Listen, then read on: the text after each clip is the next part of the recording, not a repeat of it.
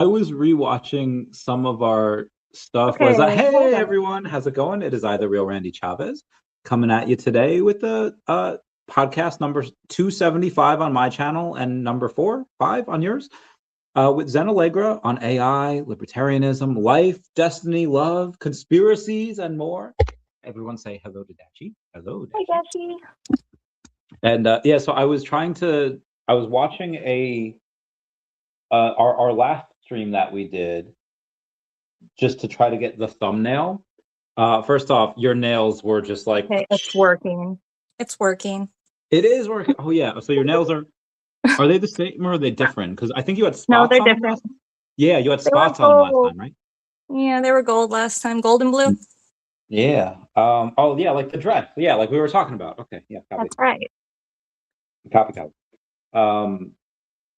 So we had what did we have last time? I tried to watch, just try to get a good screenshot, and it's just every time you're smiling, I'm going like this, and every time I'm like smiling, you're just like puffing your vape, or you're just like... I hate trying to grab random frames and never it'd be like, oh, that's cute, and then I can never get that exact frame. I'm always like yeah, that's really hard. That's really rough.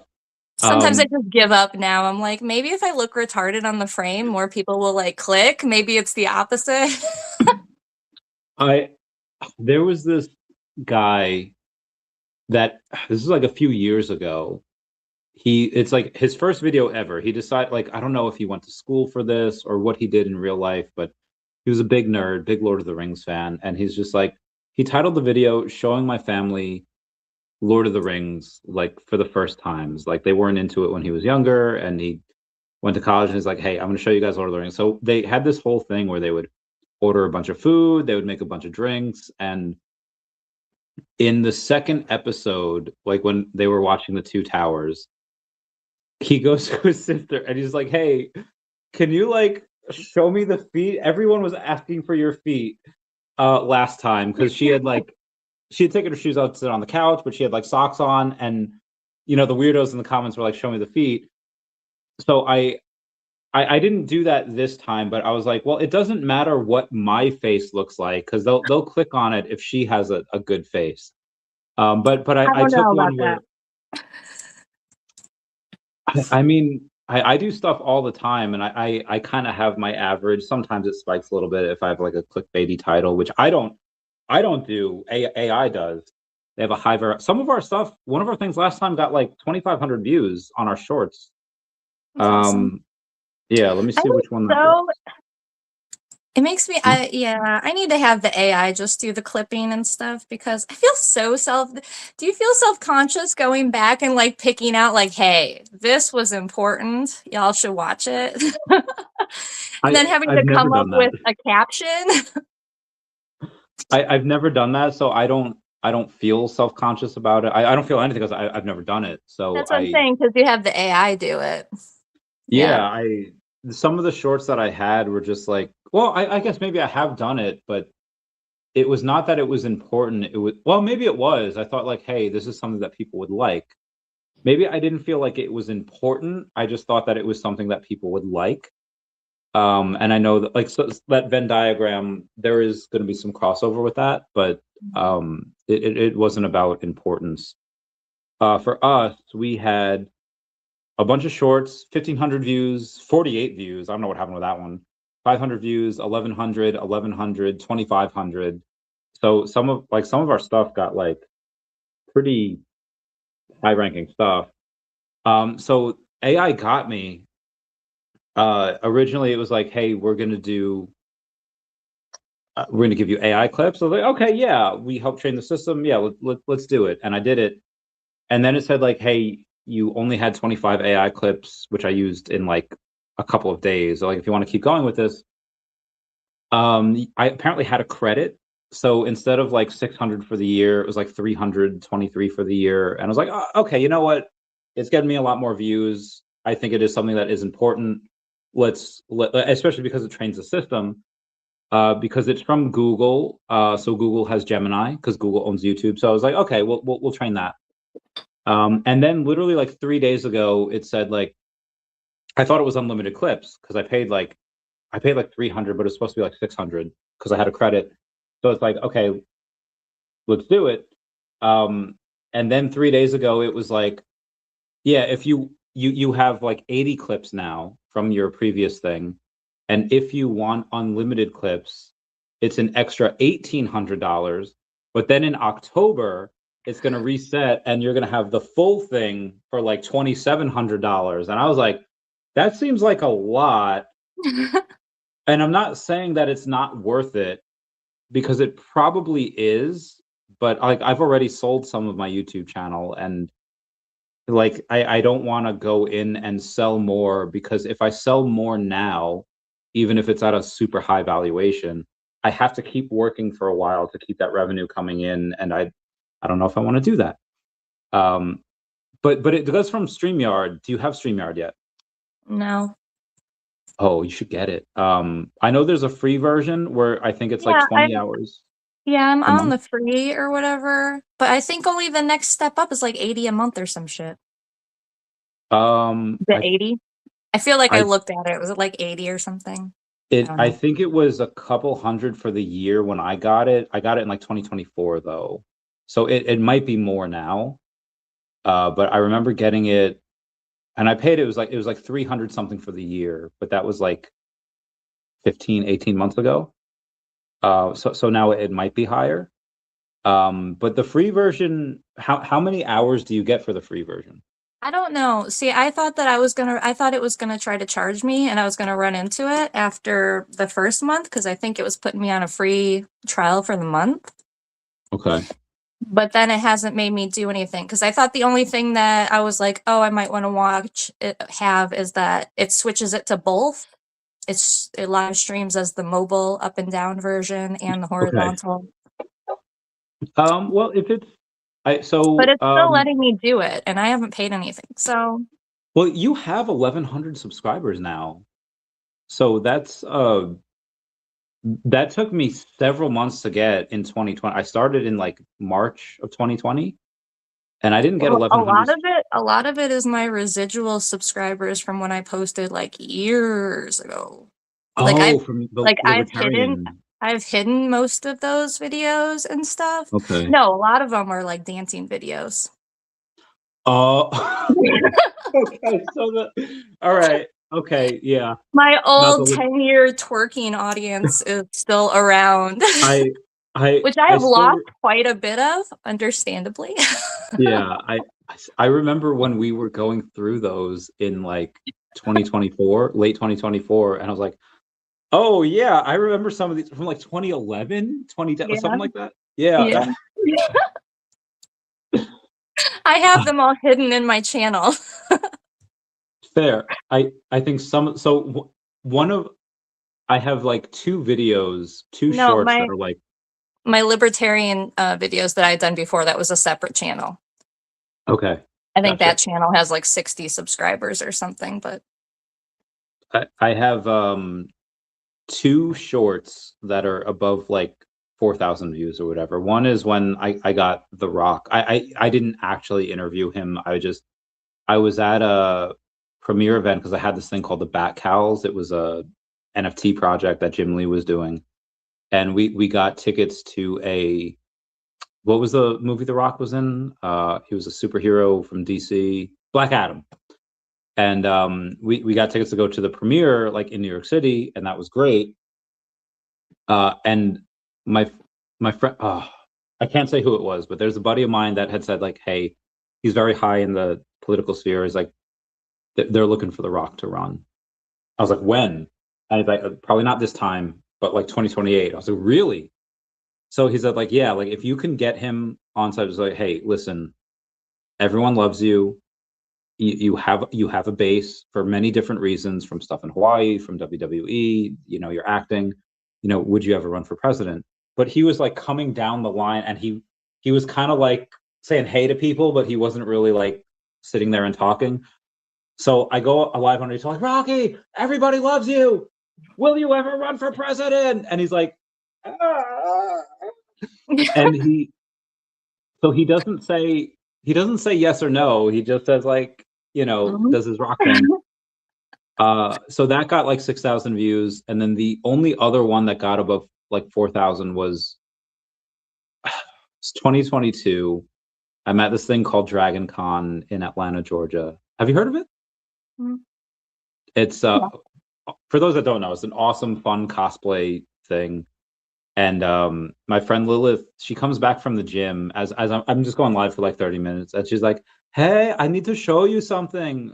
She's from Austria. I was like, "Oh yeah," point the camera to her. I was like, "What's going on?" And she just like jumps up and down, so her boobies like go up, and I was like, "Well, you just I and it was a funny like 20-second clip, and that got like 4,000 views because reason. So I imagine that's. Do you have some of the views on your videos? Like how high did they go? Were they in the thousands? Yeah, I think my highest one has like 40K was where I pulled it. Oh shit! What years was this? This has got to be old school, like 2010, right? It was the Anaconda video. It was like twerking and Nicki Minaj's Anaconda like on my bed.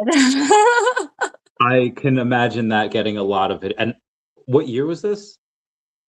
Whenever that song came out. That came out in 2014. So this was figure 11 and a half years ago.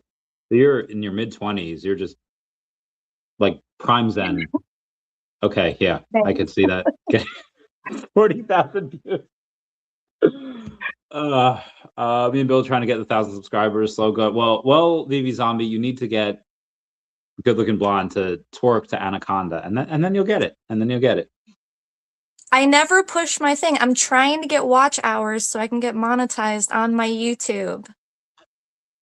Yeah, you need the 5,000 hours, right? I need 5,000 hours. I'm at like 600. Okay. Oh, all right. So you need like streaming is like a cheat code. So you need to. That's what I keep hearing, but it hasn't so far. Okay. Well, you only do it every other week, right? You only do it every other Thursday. Yeah. You need to think of a clickbaity title. All right. So it's so not me. I know. I need a clickbaity title. I need a hook. Yeah, we need to do something where we open like Pokemon packs, like or talk about Pokemon. Like next in 2 Thursdays, we'll do a Pokemon thing. I mean, we could talk about it now, but so there's a lot of TikToks that I see where you have these really like. I don't know if it's because we schedule it too. Because like I don't understand when I'm like in the YouTube stream with the live streams and flicking through, like it's the most nonsense, like and they have like 100, 200 people watching live. And I'm like, is it because we schedule it and stuff instead of just I randomly click the live button? Like, I don't know. Because it doesn't seem like I thought maybe we needed the vertical version, but the streaming thing we're using, I can do horizontal and vertical, but it doesn't seem like it's still not putting it in the live feed for people to find. So I don't know. I don't put any hashtags in it. I don't put so like most of my. Yeah, but you have a following. But I see people with no one who get put in that live stream feed, and I don't know how or why I'm not getting in there. So everyone go in and subscribe to it. Is it just Zen Allegra? That's the. You can look up Zen Allegra, and mine usually comes up. I think my actual handle is Seeking My Zen. Okay. So everyone go to Seeking My Zen on YouTube or Zen Allegra, and that should come up. And go subscribe. Go get that bread.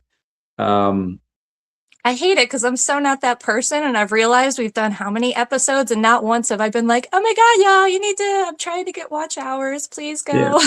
Yeah. Go ignore my stuff. Go on her stuff. Go on. I appreciate that you posted my link after you saw I put it up because I know we were talking about it. I did. So I didn't even. I deleted my own and then I put on that. yours. Thank you. So let me. Actually, what I'll do is I'll go on my phone. I don't know if I should. I know you get more streams too for us on X, and I don't know if I should try and revive my presence on X. I hate doing a bunch of socials. It's very overwhelming. But the other one I thought about was Rumble too. Have you messed with Rumble at all? I have not. What's Rumble? Give me an overview because I'm I jumping think on. their whole pitch is like they're more free speech platform, but I also understand that I think you can monetize from the get-go as well. Like there's no Okay. tier you need to hit. But I think they're more known for a free speech platform. It seems a lot of the conservative right is there as well, like X. Okay, that's dope. Wait, Parler was Kanye West, right? Who owns Rumble? I don't remember. Okay, so I feel like some of our stuff is so But I this is know a one of the lot things of conspiracy folks will post over there too. So love that.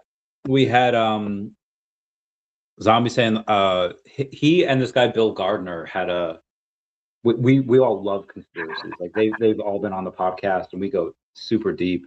They actually go a little bit harder than I do because I even though I've seen a bunch of I'm dumb enough or I'm smart enough to say that I'm dumb enough that I don't know 100% like flat Earth or what's it called, like hollow Earth or moon landing theory. I have no idea.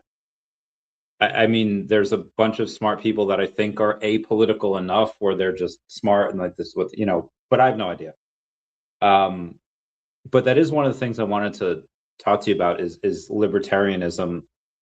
Um, you're very libertarian, like I think more so than me, where you, even though you're one of the people that I think definitely deserve to get some of those benefits, to get some of those things that should be afforded to people that like you that deserve it, you choose to not take it because based on your principles, you say that that's stolen money, yeah. that shouldn't belong to anyone, that the government shouldn't have that.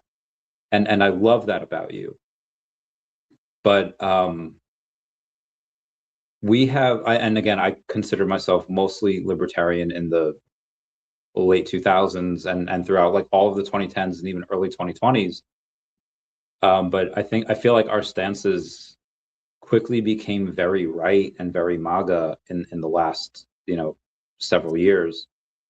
What do you feel about the ICE agents that I feel like most of what they do is just taking out like dirty criminals, like people that are like sex offenders and violent criminals, and they but a lot of the viral clips are these ICE agents like tackling these like 80-year-old men or like they're deporting like poor Maria that's been in the country for 20 years that came in the Bush administration and she never did anything wrong. And it's like, unfortunately, those are the clips that go viral.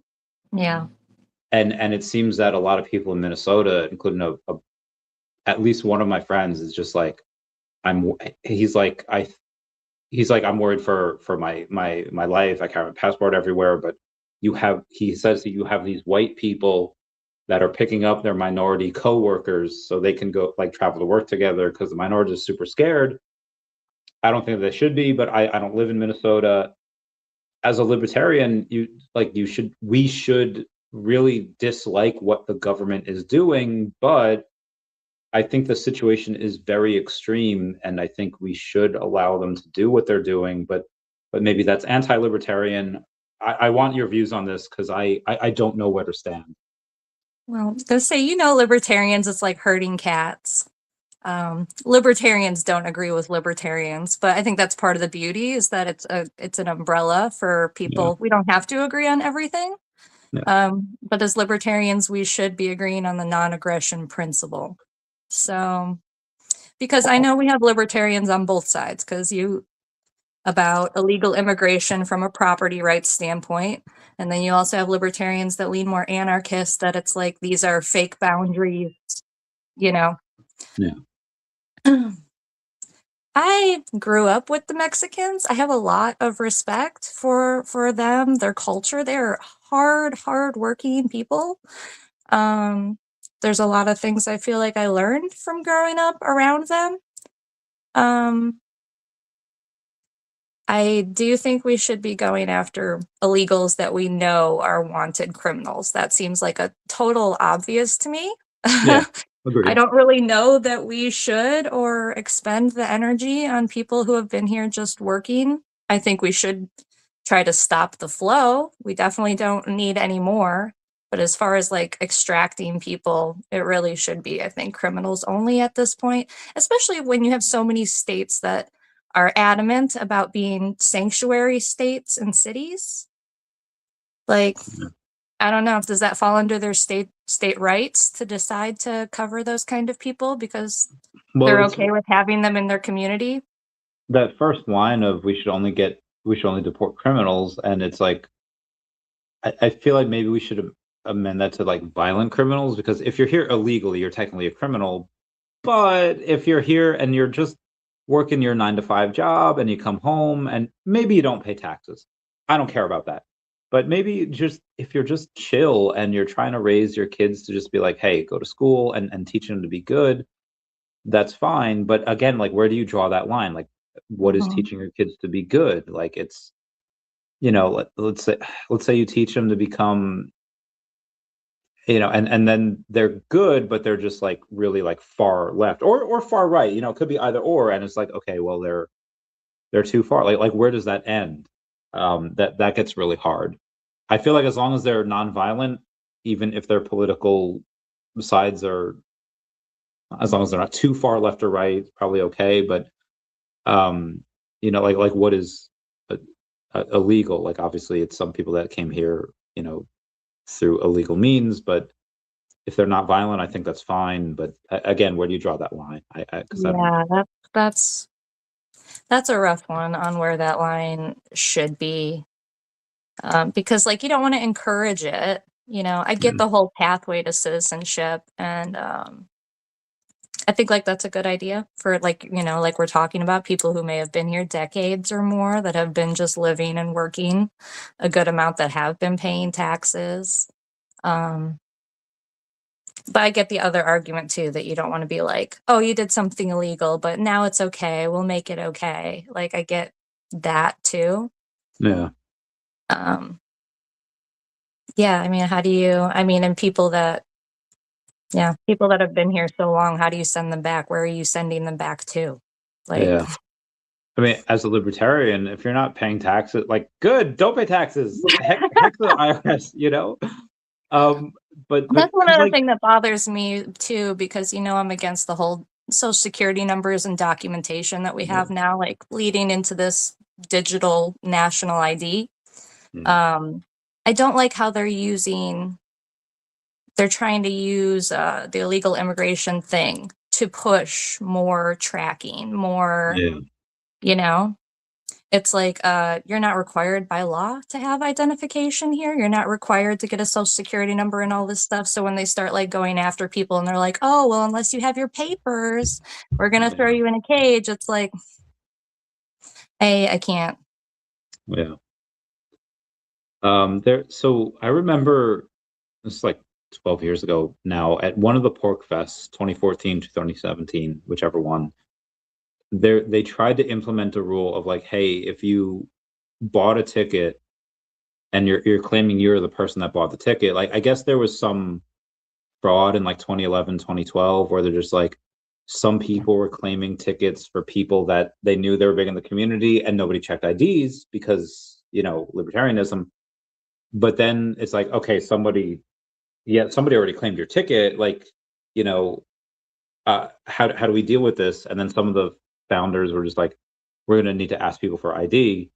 And then there was a bunch of pushback. Like that's part of libertarianism. Like you shouldn't have to ask for ID. But then we have this voter fraud. And I know Ron Paul was against having like a federal ID, but now like when you have this federal fraud of people putting in a bunch of votes for one person and they don't have to show ID, now that the times have changed, maybe you could say that Ron Paul was right in the mid 2000s, but now maybe because times have changed, like we can amend that to say that you probably should be able to. I don't know what I know you're anti that, but again, now that there's a bunch of fraud with that, how do you go and combat the fraud? That's a good question because, like, originally, how we would have done it is that it would have been community verification. You know what I'm Yeah. saying? Um, where it really didn't matter if you had ID because everyone Mm. else in the neighborhood knew that you also lived in the neighborhood. So when you got together for primaries and stuff, it's a lot harder now because we're all kind of isolated. Yeah.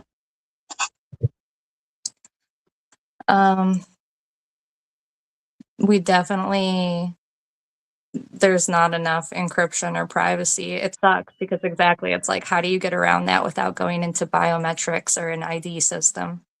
Yeah. Yeah, that's hard. Yeah. I remember in one of the Comic Cons the last like several years, or maybe it was Amazon. Whatever, like you can get a chip that you put into your arm, and then you have your like credit card information in there. And for like super rich people, I get it. Like, oh yeah, just go in, scan, boom, done. Um, People tend to value convenience, and they tend to value, time. I think who was it? Was it Jeff Bezos or whoever the dude from Apple was? Where it's just like people value convenience and price, and how fast can you get something to them, and that's an easy way to get people to go into a store and come out of a store. And they have this during Comic-Con where you just scan your credit card or something going in, and then you pick whatever out of this, and somehow it tracks you, and then you pick whatever out of the store, and then you just walk out with it, and you don't have to, and it does save time, and it's cool, but also it's like very big brothery. How do you feel about it? Is it like, okay, embrace the future, or is it like fight this as long as we can, because that's not a good direction to go in? Yeah, I don't like it. And that reminds me of the unnerving news I saw today. Did you see OpenAI's new investment that was announced today? I was aware from Disney's a while ago. What is OpenAI's new investment? In Merge Labs. And it's Sam Altman's company that's a direct competition to Neuralink. Okay. Except instead of implants, they want to read your thoughts with ultrasound waves. Okay, well, okay, well, tell me about this first as I open up another cut water. Tell me about this. So we know that the government has been researching and working on this one, right? They want to read your thoughts with the sound waves. Okay. And they invested $250 million to do so. Yeah. Because they want to integrate it with the AI. They want you to be able to think to your AI. So, yeah, I know the government's been working. Yeah. To think about the consequences. Mm-hmm. So, like, if there's going to be a record of that, because, like, obviously, if you talk to your AI, like, type it, there's a record of that. Even if they don't use your conversations to train the other AIs, which sometimes they do. In my case with the Pokemon, they would definitely. I fucking hope. But if you're thinking to your AI, is there going to be a track to train the other? I don't know. I assume they would. It gets worse. I assume they would give it at least to the people that would want to buy ad space from the AI. Like, oh, he's talking about this. Let's say he's talking about having kids. Have Target and Walmart and Costco give him ads for cribs and diapers and stuff. Like, I could imagine that, but give me all of it. Give me all your yayas. Fuck. Sorry. Yeah. So they want to be able to read your brain waves with ultrasound. How they do this is they actually want to, so they consider it gene therapy, okay? And they call it a viral vector, but basically it's using a virus to go inside and reprogram how your brain cells work. So the way that— Do you need an implant? No. How do they do this then? So I'm guessing a vaccine.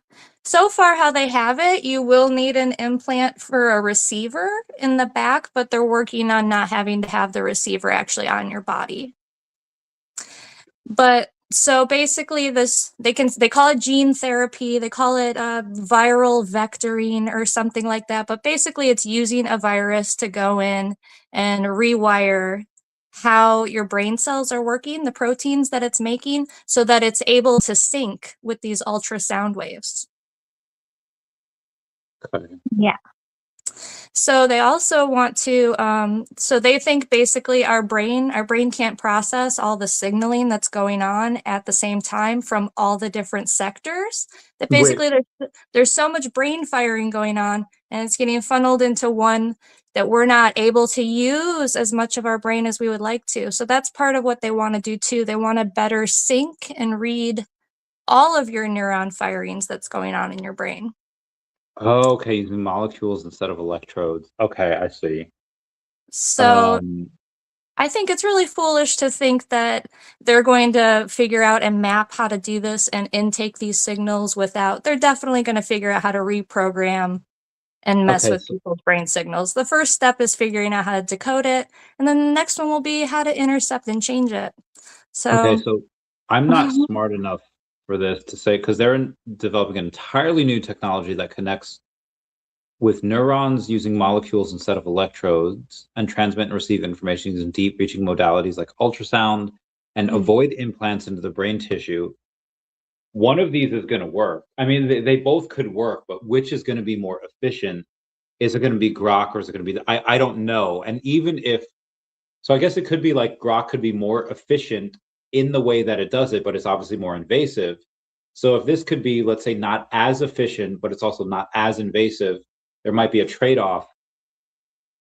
People might pick sides. There's probably going to be one that's like the superior choice, and then whoever's the owner of it might just might price people out of it. I don't know.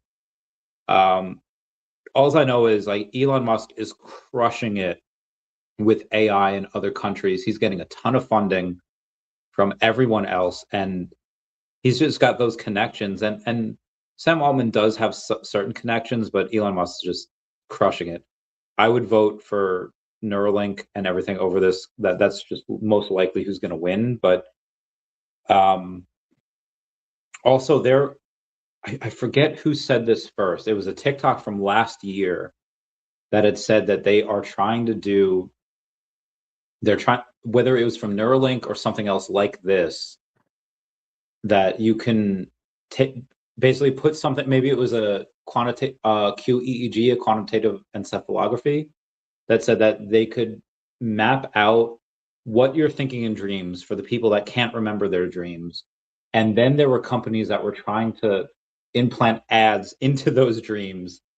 And I can't remember which companies it was or which TikTok it was, but this could be really Zombie says, have you heard of the people going inside of a Faraday room? People are experiencing a quietness in their head, but when they leave the room, they're flooded with thoughts that are not their own.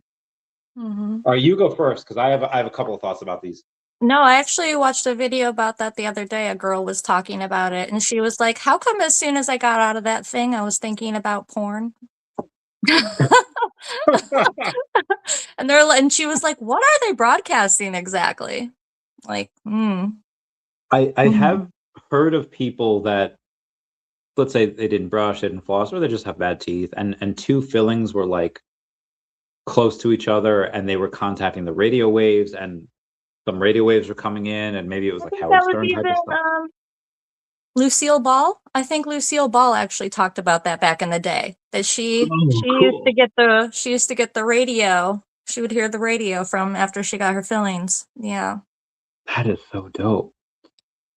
That reminds me of on MTV's last day, they their last video that they played was "Video Killed the Radio Star." Um, in their last, music television program. I was like, Actual MTV, which hasn't been actual MTV, I guess, in yeah, decades. But that was the last thing they played. I was like, oh, and that apparently was the first thing that they played, like ever. I was like, oh, it's so cool. Um, so listen, have you ever, whether it's in a sensory deprivation tank or deep, deep meditation, something like Elle does in Stranger Things, have you ever done this like deep meditation where you essentially experience that Zen where there's nothing in your brain. Yeah. I mean, that's the point of meditation, is to try and get to that point where you empty out the thoughts. Okay, so when you do that, what is the first thought that does pop in your head? And is it you that put that there, or is it someone else or something else? Both. Can you give specific examples?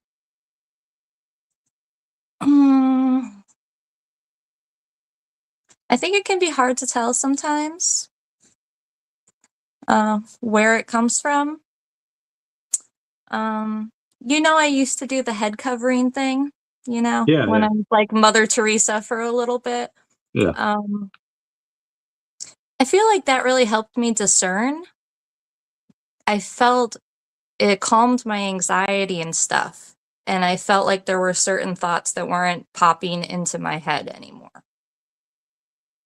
So I do feel like our hair and our crown chakra, I guess, in a lot of they would consider, I do feel like this probably acts as a type of antenna that we're kind of unaware of. That not everything that you perceive in your head as your own thought is probably not.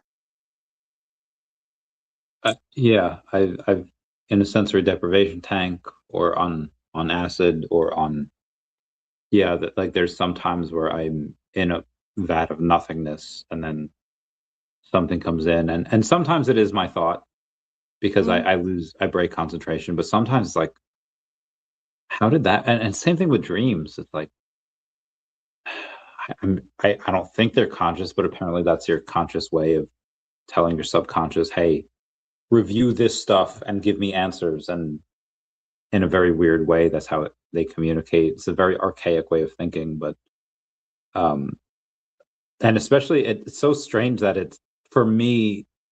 It changes when based on what you eat late at night. If you eat late at night, it gives you different dreams. Like I know you've told me that before. It's wild. it's insane. And I just You're like, I'm eating pizza. These dreams are going to be crazy. I can't wait for tonight. Tonight's gonna be nuts. Like I've had ones recently. I think I've texted my new babe. It's gonna take a little while to go to try to find them because we can text so much. Oh, okay, maybe not that bad. Um, breakup showed you in bed. Okay, whatever. Chapters. Bumpy. Okay, this is going way back. Monday. Sheesh. Okay, maybe I didn't.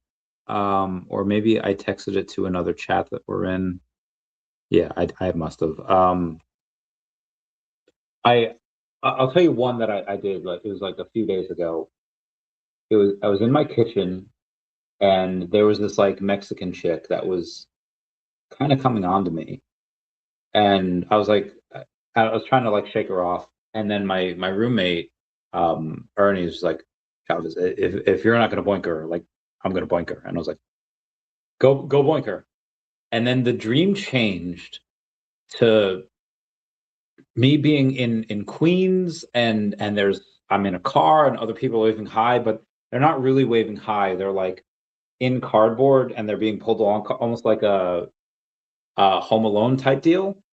And then I was like, okay, this is weird. And then I pull up to a house. Apparently, I'm delivering pizza. Apparently, it's like 2011, and I pull a bunch of like teenagers, and this one kid is just like gives you $5 like after because the bill's paid on credit cards. Like this is for you, beautiful. I was like, what the heck?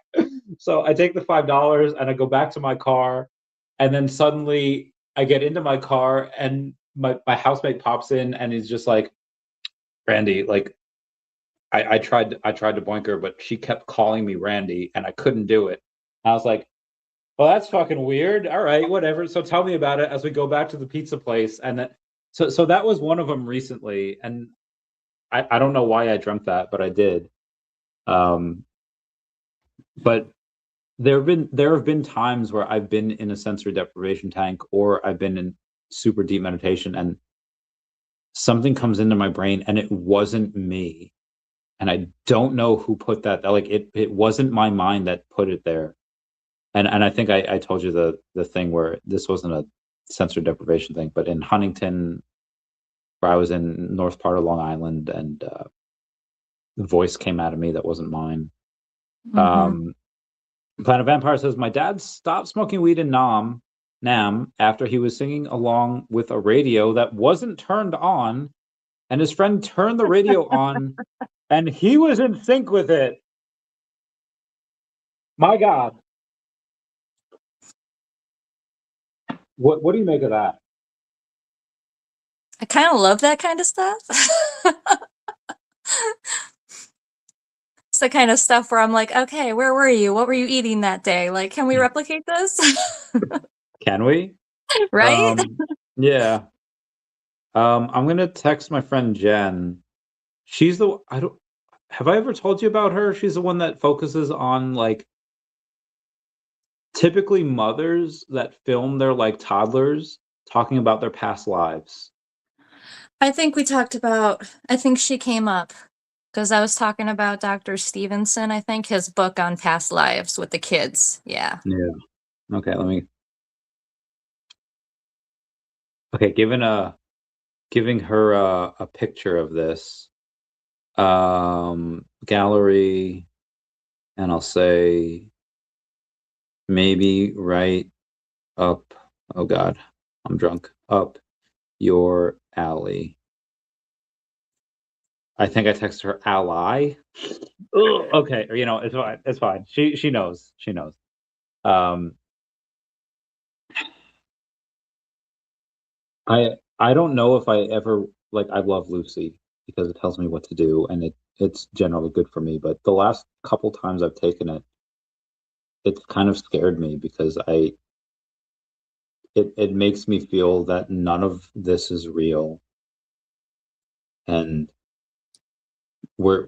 we're just AI. Like at the end of the day, we all conform our consciousness, our lives, like we are AI, and this is just a dream. This is just a simulation, and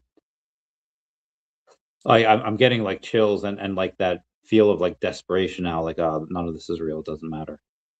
Um, have you ever gotten that? Like what has it shown you when you've taken it? Hmm? Have you ever gotten the feeling of dread from it? Like we're not a soul, we're not a person, we're just computer code, and we're just in this experience, and we're given this feeling of free will, even though it's not, even though it's just like you have free will within the simulation. Um, I guess is it really so unnerving to me because I feel like my faith structure kind of already said that. We're just using different words now. So like as Okay. far as like free will versus predestination, like that's a big thing in like Christian circles.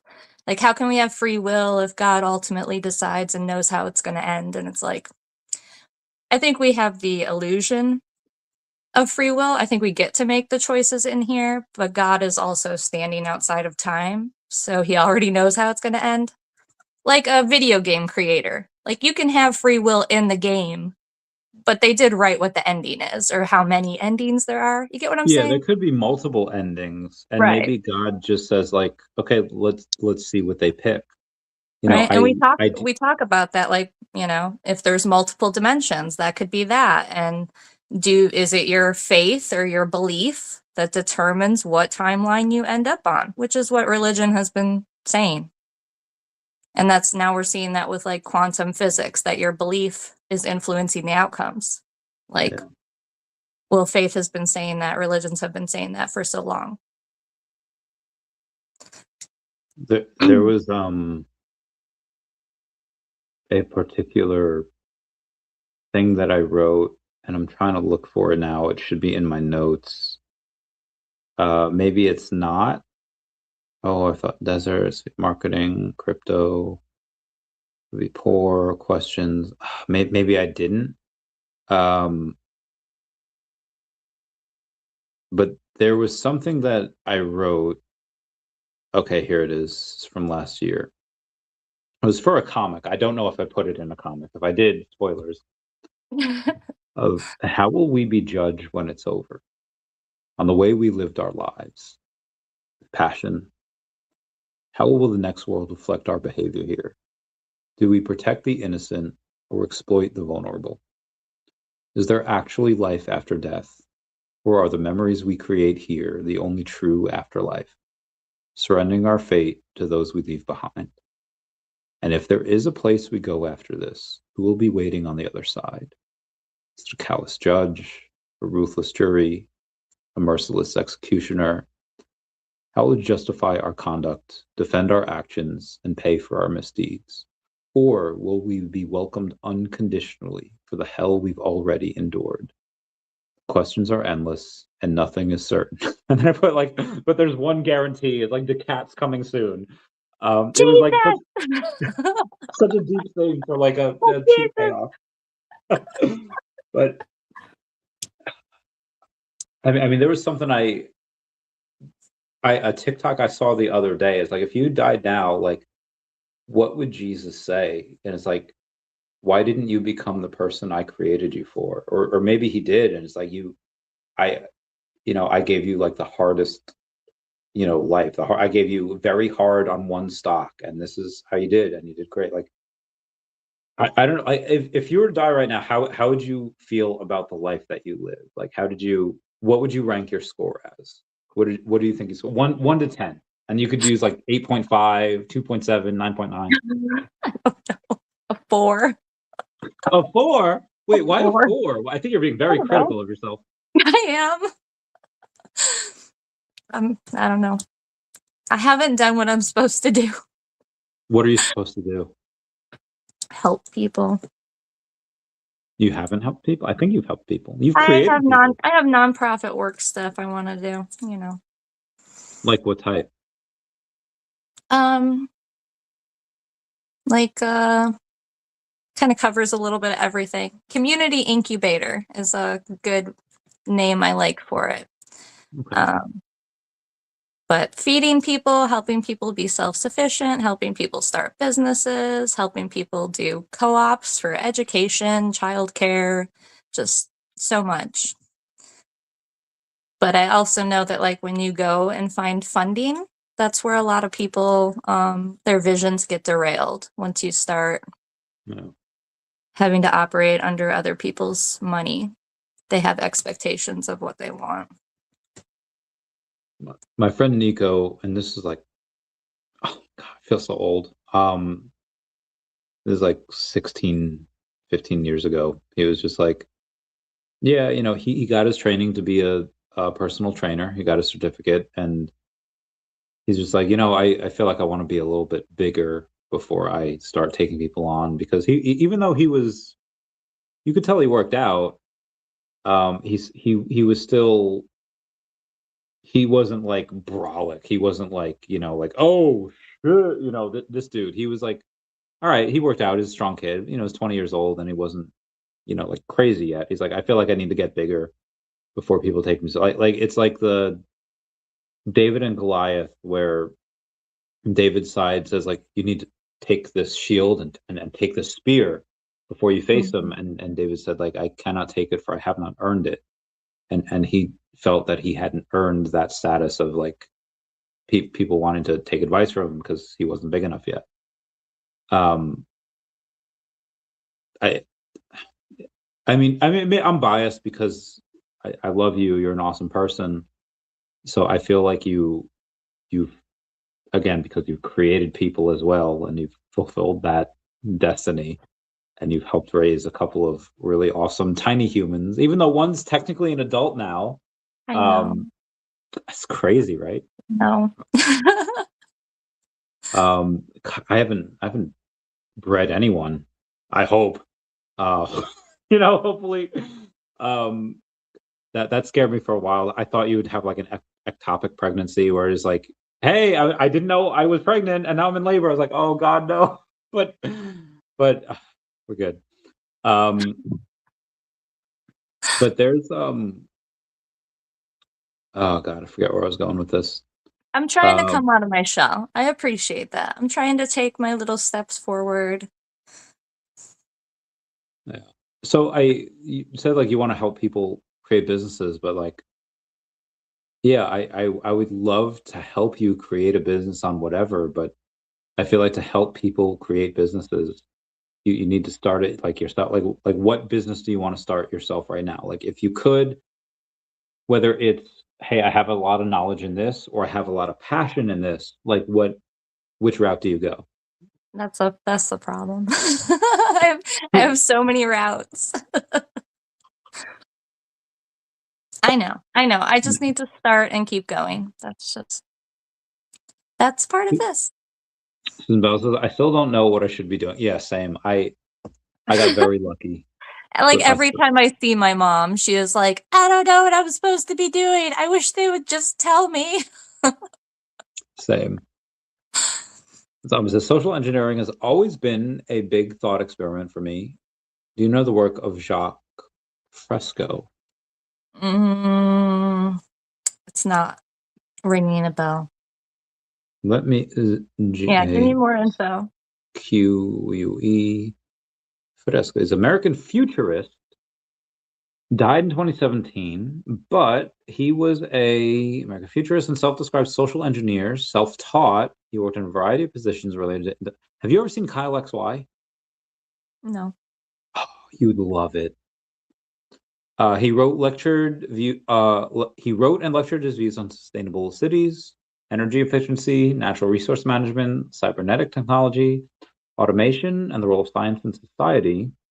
Directed the Venus Project, which is a 501c nonprofit organization founded by architect, social engineer. Okay, Fresco, along with his partner Roxanne Meadows, founded this project with socioeconomic model to develop a resource-based economy for human beings utilizing technology. Okay, that's cool. I don't know how that is kept up after his. Resource-based? For which one? I just heard the resource-based part. I'm like, is it Okay, him is it and like his trading? Barter? models about resource-based economy for human beings utilizing technology. So I guess it could be bartering, could be whichever. We can't get him on the show, unfortunately, but we did get a email back from Craig, who spells his name Cregg, like CR egg. What was his name? Craig Lund? Craig Lund, I who can't called you an believe you oddball. messaged him. What? I have to change your name to oddball in my phone because that's hysterical. I was like, when I saw that, I'm like, I'm odd. Like, You sir, are. what does he think his market is? Like, he talks about Illuminati rituals and tech. Like, of course, odd people are listening to him. But maybe I should take it. I'm going to take it as a compliment. That seems a little odd. That is the greatest thing. It was its own paragraph too. It was the last thought. Like he was over there like typing and he was like, should I send? Meh. Sounds a little odd. Like, thanks. That reminds me of an episode of The Wild Thornberrys where Eliza. I'm the one who asked about him. You did? Randy didn't even know who he was. I didn't know who he was.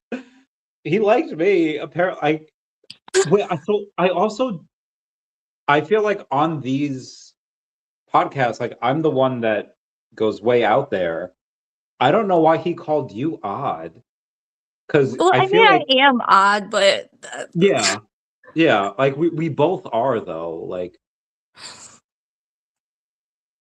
I don't know why he singled you out of that, but so he I'm like, did. I'm gonna try to take it as a compliment because like what he talks about is very odd. So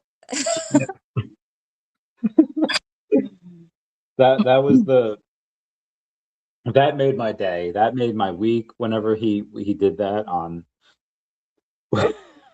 I ever And I did. didn't even think you should go for it. I just messaged you like, hey, we need to get to a point where we can like try to invite people like this on because I want to talk to this guy so bad. I really want to get so the next time. Oh, sheesh, nice. Sorry, I had a lot. One of my things do really well. Ah, shit. Yeah, what one of my the Jen Scott Pickett. I do want to get her on because I. So why I asked if you believed in mermaids. So Jen is the one that has written a couple books about this, about past lives. Um, and I don't know if I was watching her video, but people talking about like the Book of Enoch, and I know you're fairly religious about. Have you? What is your experience with mermaids? Whether it's researching, have you ever thought about it, or is it just like, hey, you're taking the Book of Enoch and you're interpreting it in a really weird way, and that's not how most of us interpreted it? Or have you thought of that separately? Um, I haven't super deep dived the Book of Enoch in God, probably like 10 years. It's been a long time. Okay. I don't know about the references to mermaids in the Book of Enoch. Um, Usually people refer to the Book of Enoch because that's where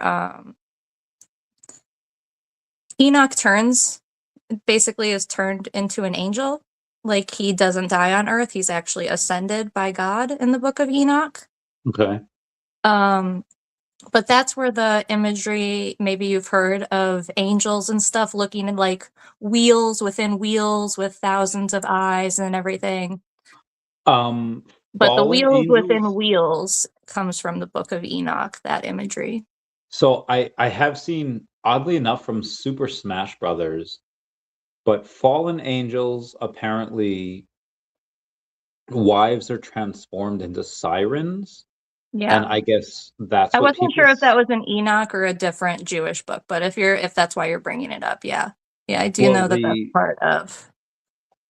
some interpretations link to mermaid-like figures, and Mhm. I guess some people say what people deem as mermaids are really these sirens, and they're women that were punished by God after some union to some Yeah, to the fallen angels. angels. Yeah. Yeah. So and again, I this is way above my pay grade because I don't know anything about this based on what I maybe some of what I had from Supernatural. Um, but that's one thing there. And do they have powers? Do they have like what are you like? Are they real? Is it just something that people see and it's supposed to be just an hallucination?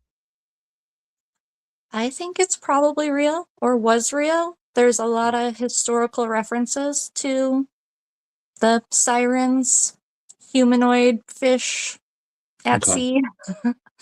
I believe in some old magical grimoires as well. They talk about mermaid parts, What are grimoires? uh, magic occult texts. Okay. So I lean towards probably yes. There's also lineage in like European royalty that claims that they're related to sirens. Okay. So they There's like to say like, oh well, those families just made up those claims because for notoriety or something. But I don't know, it's pretty specific. I'm gonna give you my Amazon Prime login to watch. There's a documentary which apparently half of it is true, and like there's a couple things in there that's false. Like they're the evidence up until like the last like half is like like that's all true, but then there's like a couple videos that's like, okay, this isn't real. Um, it's called Mermaids: The Body Found, and it's from like 15 years ago, and it's about these scientists that were they found something, like there was a bunch of beached whales on some island or wherever, and they're like, let's go. Okay, we're a bunch of biologists. Let's go see, why they came here. Is there something in them that tells us why the migration patterns moved? Whatever. But then there's like the government of whatever country they're in. There's like, no, no, no, can't come in here. This is not, like, no, like, go away. And that's how this whole documentary began. And that part is real, but then I guess there's some part of the end that's not. Well, I'll give you the thing, and you can probably discern it. Comments over here. This is in the one episode of Gilmore. Yeah, I get like I get made fun of all the time. Like, oh, Randy asking his 93% male viewers if you've ever seen that one episode of Gilmore Girls. I haven't even watched Gilmore Girls. I know. And okay, have you used the Netflix to watch the rest of Stranger Things though? No, I don't have the Then why Netflix not? login. You have to give it to me. I gave it to you. You're in it. You're in my logins, right? Are you I not? don't think I have it anymore. I think when I tried to log into Netflix, it said that maybe you changed your password. Well, you're in, and you're still under Bay, which I might have to. You can change it. There's no tell your girlie I'm sorry. There's no no worries. I'm gonna have to, yeah, I'm gonna have to change that. I have a couple. Oh God, this is horrible. Okay, all right, we'll definitely change it. Anyway, yeah, I want to get some other people on here, whether it's Craig, whether it's Jen, whether it's people to just say like, hey, like, so there's this one guy. Well, his first name's Michael, and you could have 6,000 Michaels in the U.S. military. Where he had deployment to Afghanistan, where apparently there's something there that is not, that you're not, like, he didn't see it, but he served with someone that did see it. That there's this type of monster in some of these caves, that it wasn't, kind of like a Bigfoot version of the U.S., but for Afghanistan. So it's wild how every region has these stories about this. Like in Mexico, it's La Llorona. In Canada, it's God, what's the it's not Bigfoot. It's like the Sasquatch. Different part. Like it's all these. And in the Amazon, there's like still dinosaurs apparently. I don't know. What do you think about that? Or a lot of these stories just like, okay, they're urban legends to scare kids, and some people, they just grow up with it, and then they think they see something, but it's probably just a bear with like mange, or it's probably just the local wildlife, and they don't know what they're seeing, or maybe they're on drugs. Like, what do you think of the supernatural in general? Do you believe in Wendigos? Do you believe in all this stuff, or is it like probably not real? I yeah, there's too many matching stories from different cultures that were isolated. That's a little Yeah, that's my friend Mike, who's apparently served with someone that has seen the giant of Kandahar in Afghanistan and Afghaniland. Well, let's try to get someone on next time. Well, if I ask you now, like, do you want to talk about mermaids? Do you want to talk about past lives? Do you want to talk about supernatural? Like, who do you want me to try to get on? I can clearly try to go and email Craig again. Yeah, we'll definitely have to do that, because I definitely want to talk to him. I've started listening to his book, and then I'm gonna, whatever interviews he ended up doing recently, he said he was gonna do, I'm gonna watch those too. But his book, I'm trying, but it's a little hard to get through. What is it, like, boring part of it, or is it like No, it's very explicit. okay? So We'll have to tell him. Well, I mean, for you two, like, the only time I've gotten banned, it wasn't even banned. It was where they took my revenues or whatever, and they're like, this isn't suitable for a lot of advertisers, is when I made a video on Mr. Potato Head and how they were not calling him Mr. Potato Head anymore, and they were just calling them like the Potato Head because it Mhm. was too like gender normative. And I was like, "Are you fucking kidding me?" That was the only No, time. well, I mean, his book talks about his personal experience and rituals and stuff he's seen, and so he doesn't hold back. He talks about it. So, we're talking Epstein type shit. That's why. So there was a. So, and he describes it all, that's why I'm saying, like, it's funny because in his interviews he even says, like, yeah, it's my book, but I don't suggest anyone read it, which is a weird thing to say as an author. And he's like, I kind of wish I could go back and redo it. He's like, but because it is. And even in the reviews, people are like, what is this? Just a smut book? Like, why did you need to describe all this? And it's like, for me, it's just like pacing, Yeah. as far as like what I'm allowing into my mental space, you know what I mean, while reading and thinking about certain concepts. Like, I just can't completely soak my brain in that for too long. It starts bringing me down. So it's like I'm listening to it, but it's in pieces because it is heavy.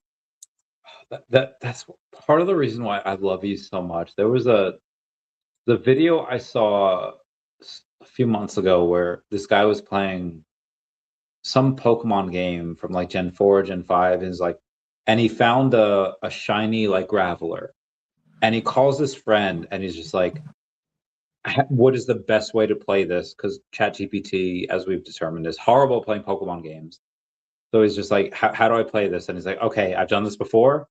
The Graveler has 4 moves that it can choose from. It's completely random, and 2 of them will make it so that you can't catch them. One was like self-destruct, and one was explosion. And either of those moves make it so that the Pokemon faints and you can't catch them. And it was shiny. You didn't have the Master Ball, so it's like your best bet is to just put it to sleep. You don't have a Pokemon that can put it to sleep. Confuse it, or maybe like slightly damage it so you could throw a Great Ball, Ultra Ball, whatever. And I feel like you have this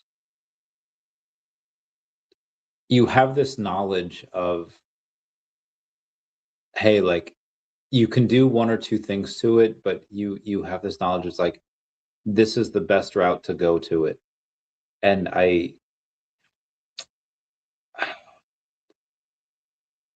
wish that I could absorb your knowledge that you've probably taken, I don't know, 1,000 hours of this stuff, whether it's from, what did you say? It was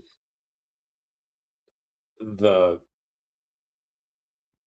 the buildings of Ferris wheels and the buildings of certain things, and then how do you what's the weirdest thing that you've looked at that makes sense to you, but other people would find a little woo-woo? I don't know. I don't know how to answer that.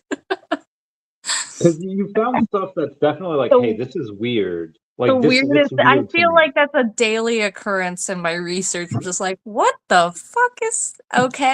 right, what was And the then most I recent just one have to then? keep, huh? The most recent one that you found, like, what the heck is this? This is strange. Even if most people would find it woo-woo. I'm on the Ferris wheel thing. I've been following that one still more Tell us because, about that. okay, so Craig Lund, he had randomly said in one of his interviews about that, the elites are accelerating their plans. Okay, let me just, do you know what like his whole premise is? I actually Or what don't. his No, deal tell us is? about Craig Lund. Tell us about him. Okay, so he was working in tech, okay, like earlier with the computer stuff, right? And Okay. basically like finds Wait, the how early? Like Illuminati. 90s, 2000s? Oh, I don't know. I don't know. 80s? I don't know. Okay. Oh, wow. Or early, early. Okay. Earlier. And basically starts getting pulled into the Illuminati type shit. Okay. But anyway, so his whole thing is that they're trying to build tech infrastructure they want to punch a hole in the veil, like the veil between worlds, and they want to save their fallen brethren that God has locked up because Who's from the their elite, fallen brethren? Right. Well, from the elite's point of view, the demons are the good side. And the creator god is the evil one trying to keep them trapped, you know. So basically, the elite, he's saying, with the tech, are trying to break a hole in the veil to help get their fallen brethren out so that they can go to war with God. So, Wait, but because they yeah, believe God is fake?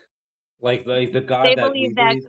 they believe the God we believe is the evil God, that we have the roles. So this is the Well, fake Jesus that they're talking about?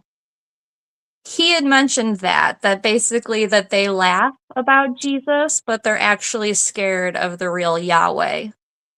Okay. And that's why I'd seen him dip into it. And I was like, I would love to talk about that more because that's something that I So research and so look the into. elite is convinced that the what everyone else describes as the real Jesus is the fake Yahweh. Right. Well, they probably laugh that they have helped promote a fake version that, you know, we have so many denominations and arguing about specifics that they definitely have their hands in with the Catholic Church and stuff. Um, So there was something that so his this is viewpoint is that they're doing all this tech infrastructure because they are trying to basically bring back the fallen ones. who are the fallen ones? That would be like what you were talking about with the sirens and stuff. So Okay. Nephilim, fallen angels, Okay. So would who would have Lucifer been count as locked the up. fallen ones? Huh? Would Lucifer count as one of the fallen ones? Yeah. So they're trying to are Yeah. they trying to bring back Lucifer? Yeah. So what is your opinion on that? Are we wrong or are they wrong? Like is history wrong and what we deem as Lucifer as one of the fallen angels, is that wrong? And do you think they're right? Well, that's where like Gnosticism comes in, and that's like a split of Christianity that basically says that Old Testament God is the evil God, the demiurge. Wait, But who then because Jesus is not in the Old Testament, right? right, right. So So who's the Old Gnostic Testament God? Gnostic Christians believe in the demiurge, kind of like the Illuminati, but they do believe that Jesus is the good one still. So in this scenario, how do you what what do you believe in? Jesus. The real one.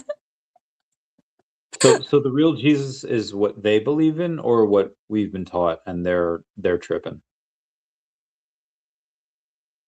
Um, gonna say what some churches try to promote as Jesus versus the actual Jesus we see in biblical text. Those can be very different.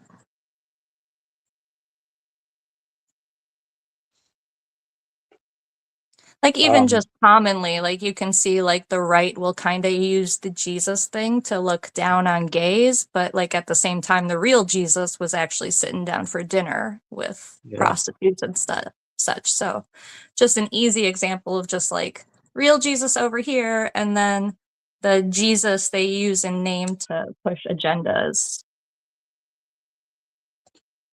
That's hard because even if you have people that started that type of thinking and they said like, "Hey, regardless of what's actually true, this is what's best for humanity. This is what's best how we get people to get closer to God." And their agenda was true and real. You know, those agendas change and that's very hard. Fuck, I don't know what's real. I from my many trips on Lucy, I have no idea if any of this is real, if any of it matters. Um, what would you do if at the end you just realize you're just part of some not 8-bit or 16-bit or 32-bit, 64, 128, what's that 256, you know, 1,000. What would you do if you're just some part of data? You know, if you die and you're just like, I'm just a one millionth of a piece of data, and everything I experience is going to like a socialism type thing. It's going to the top and it's training the real AI, and I have to go and live life again. I hope it was amusing. I hope I was amusing. I hope maybe I found some bugs in the system that they were. I hope whatever data they're taking, they were like, oh, we didn't know. I hope it was useful. Yeah, I think that, and now I don't it's want to go again. I'm done. This is the last one. I don't want to go again. I think that you're unique because a lot of people get the uniqueness beaten out of them from like by age like 10 or 11 or 12, and then they have like the pressures of middle school and high school, and they get a lot of that stuff beaten out of them. And some people that are lucky, they, especially with social media, they get to be weird on social media like me, and then like I just got lucky that people like my 90s references, and I was born in a time that I could make these hop toast rubber goose green moose guava juice, like these like 90s references with Timmy Turner and Jimmy Neutron and Pokemon. I feel like if you went and talked about the stuff that you really liked, and you put everything like on Woof, like on, hey, here's TikTok, here's Facebook, here's Instagram, here's whatever, and you do stuff with AI. um I remember in like 2013, 2014, you said like, yeah, I'm still here, but I'm hiding. Why would you hide what people originally like? Why would you hide yourself from the stuff that people responded to? Were you too timid? Were you too scared? What was the reason for that? Oh, okay. That's I got how do I felt almost like a zoo exhibit at that point. Cause yeah, with the libertarian thing, like I had maxed out my friends on Facebook and yada yada. And it just became like everyone watching. I didn't actually know any of these people, and I kind of got sick of, I don't know, exposing more of my inner stuff to so many people. So yeah, I kind of went into hiding for a while. Yeah, I understand that. Now that you're starting to really go about this again, have you thought about putting yourself out there more and being like, I'm hey, trying. That's why I'm here. good, good. What is what it is that what is it that you want from life? There's a scene in Once Upon a Time in Mexico where Antonio Banderas is talking to Selma Hayek, and he says, "¿Qué quieres en la vida?" Which means like, what do you want in life? And it's the same thing that Uncle Iroh asks Zuko in Avatar: The Last Airbender, where he says, what is it that you want out of life?" I want what do I want out of life? Want to help people get free. I don't like this system. People don't have enough choices. Yeah, How do you plan to help them do that? it's the nonprofit work. There's no out. There's no out. Like you can't play like if this is a simulation, you can't play the human game anymore. If you do though, you have to play the society game for a while, and maybe you can get enough money, and then maybe you can go play the human game, but you can't just do human things. Like you can't like you play a little simulator, you just get dropped in the woods and it's like, okay, we need to gather trees and we need 10 trees and we put together a house and then we upgrade the house. Like you can't play the human game. You get what I'm saying? Yeah. They make you go into the system. Like there's no way around it. So how do you plan to do it? Do you plan to play the game? Do you plan to marry someone that has played the game and mastered it? And then you part of that person's I wealth? don't know. I'm still hoping to get a memo. I mean, I've thought about it and I know how I can step by step. I just need to start. How would you do it step by step?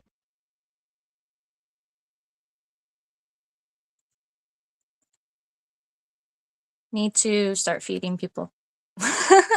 We need to start helping people that they can feed themselves. I feel like gardening is the first intro to that. We need to help people get more food self-sufficient. Do you remember Emily Lance? I don't think so. She got in trouble like 10 years ago, 12 years ago, because she peed on the American flag. And everyone, like, a lot of the internet is like, fuck this bitch, fuck this horrible person. And it's like, for me, like at the time I was serving, I was like, listen, as a veteran, like you serve because you want to give everyone free speech. And yeah, what she did was, I think, was not cool, and I think that's horrible for the people that served so that she could do that, but she can do that. Mm-hmm. And I think that that's so I got her on the podcast, and so she's an awesome person. I should text her right now. Actually, we shouldn't call her, right? We should only just text her. Yeah. Okay, all right. Meow. So meow, come on the podcast soon, and then I will shoot her a text. Oh God, I'm on a different text. Gonna do this, gonna do that. I'm gonna share, copy link, and okay. Um, how do you feel about and I guess we're gonna come full circle here with Destiny and ICE and all that. Um, how do you how do you want to be remembered? Is it just someone that like defended against the policies right now, or is it just like, hey, the policies right now are not ideally what we would want, but it's just something that we need for the time that we have, like in the current times that we are in right now. Well, I hope I'm remembered for sharing love. I hope that's it. I hope that too. Yeah. So I'm gonna try to give you questions on what your kids and possibly grandkids would be able to look at you for, because I feel like we have a very unique time right now where we can, a lot of our parents and grandparents' thoughts, we just don't, like, there's no recordings of them. Actually, I've seen I've seen some people that are in their 20s, maybe 30s, that have watched Stranger Things with their parents through all 5 seasons, and they're just like, and their parents are just like, "What happened to the black one?" Like, "You mean Lucas? Yeah, yeah, the black one." And they don't understand things. It's like, "And what happened to like the little gay ones?" Like, "Will?"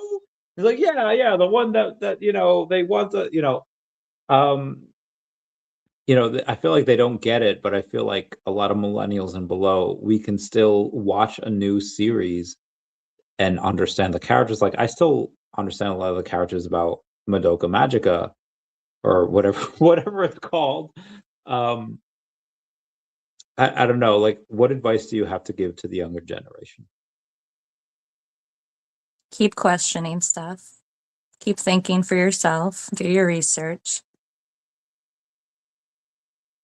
Yeah. And what things have you done that would still be relevant today for the 15-year-old that's listening? Like, what do you mean? Like, back in the day, our parents say like, no, you get a job, you stay with the same company for 30 years, and they'll reward you for it. They'll reward you for your loyalty. And nowadays it's like, I can change jobs every 3 years, and they'll give me, instead of a 3% raise for staying with the same company, they'll give me a 15% raise because I'm switching. A lot of boomers and Gen X's kind of don't understand the job market. They don't understand the just the way the world is now. Um, but nowadays, like, we kind of have that advantage over the Gen X and Boomer generation. I think That advice is going to translates every generation, and especially going forward now. Just questioning everything.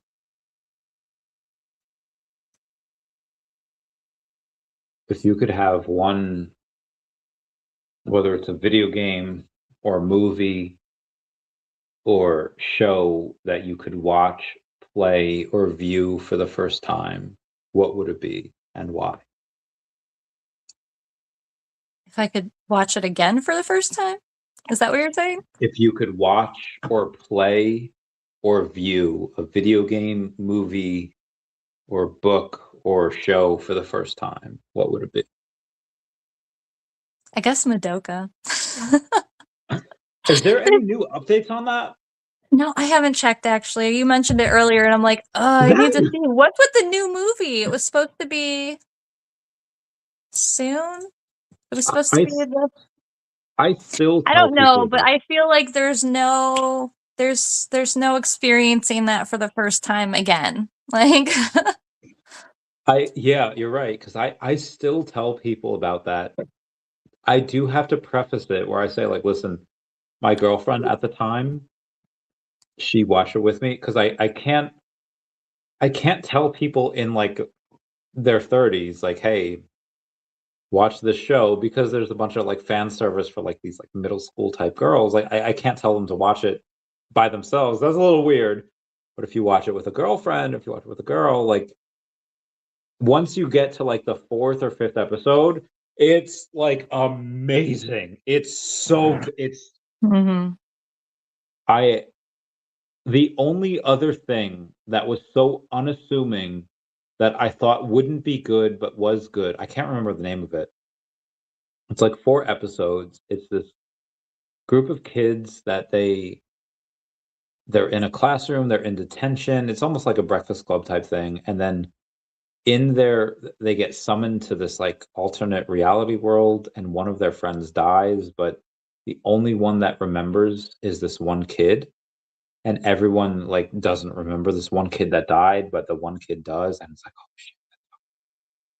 But Madoka Magica is so similar to that because it's well, you know how it ends. Like I'm not going to Yeah. spoil it, but it's like It was just so many topics and ideas, like philosophically, like overlaid, and you didn't see it coming, and it was good versus evil and time travel and like I'm not going to lie, that so kind of messed good. me up.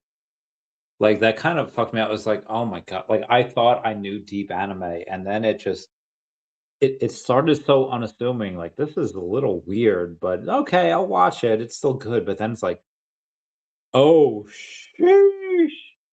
And listen, that's probably one of the best animes I've ever watched, and I've watched a ton of anime. Um, yeah, that's so good, and I wish it wasn't. I wish it wasn't like that because I like that. That's such good writing. Like Yeah, that. the ideas that they're playing with are just so much deeper than it just leads on for what kind of show it is. Yeah. Like I understand Sailor Moon and Pokemon and Attack on Titan because it's this one little universe that like okay, here's what happens, but this is so deep and so big and so like fuck. What if that Yeah. happens? Like And you what start would you playing with what negative outcomes come from when you're just trying to do good, and yeah, yeah. so good. That's that oh god, that's so rough. That's so like I know. if I do anything for the first time again, that's in the top 5. Like, there's Yeah. Pokemon, there's Star Fox, but Madoka Magica is definitely in the top 5, and I wish it wasn't because it's scary. It's like, you could have someone that you deem as, like, a really good friend or a best friend, and then they turn out to be, like, almost this psychosis thing, like, what your best friend can do shouldn't be possible, and that makes you question everything about your reality. And that I'm not gonna lie, that still messes me up, like, to this day, because you've heard the phrase before, like when like NFL sportscasters like, you can't make this up. This person lateral to the right, and they got a touchdown from the fit. Like, and it's like that's sports. That's something that's fairly simple. But when you're talking about these, I don't. I get very scared about that. I don't know. I don't know how to deal with it. How do you deal? How do you deal with the fact that something like that might be real, and it could be happening right now to us? Still got bills to pay. I'm with the people that are just like, oh, they announced aliens. Like, okay, is rent still due? Yeah, Let me know when that stops. dude, I love that about humans, that they're just so unimpressed. Be like, you cured cancer? Okay, I still have rent.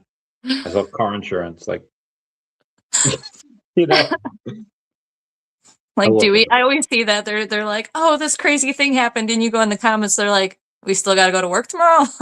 Like, let me know when that changes. What's been your viral TikTok that you've gotten into recently? I don't know. I told you I'm chasing the Ferris wheels right now.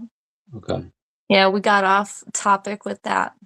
What But what what anyway, have you discovered about that? Like, what's because the Craig big Lund had said that basically he overheard a conversation and they were talking about the Ferris wheels that, and it was before they started building them. So he was telling his friends, like, well, when you start seeing these big Ferris wheels popping up everywhere, then their agenda is moving forward. And that he doesn't know exactly what they're for, but just assumes that it's part of the infrastructure. But it's interesting to think about, because if it's related to CERN and stuff, like CERN is Oh, underground in a yeah. circle like this, and they're building big in a circle like this. So I Yeah. could see how he says it, which I think is interesting, because if, when you're dipping into this kind of stuff, like you got to take what people say with a grain of salt. Like, Yeah. Alex Jones with Bohemian Grove we're able to talk about because he came out with fucking receipts. Yeah. It's like, so anyone else that sees these type of rituals, like, I like to listen to their stories, but how much I can't, stand on it, because, what's the proof?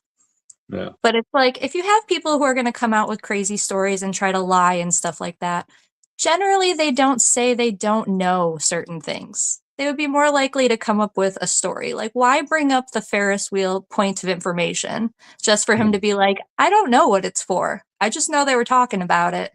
And if we start seeing them, it has something to do with their agenda. And now, over the Yeah. past 10 years, all of a sudden, all the big cities are getting the giant Ferris wheels. Yeah. So I was digging more into that, and the first Ferris wheel, pops up at the Chicago World's Fair in the 1800s, right? Which we've been tracing the weird stuff with the World's Fair. Yeah. And then they moved it to a different part in Chicago after the World's Fair. And then they dismantled and they shipped the thing and they used it at the St. Louis World's Fair. Yeah. And then after What that, year was the St. Louis Fair? 1903.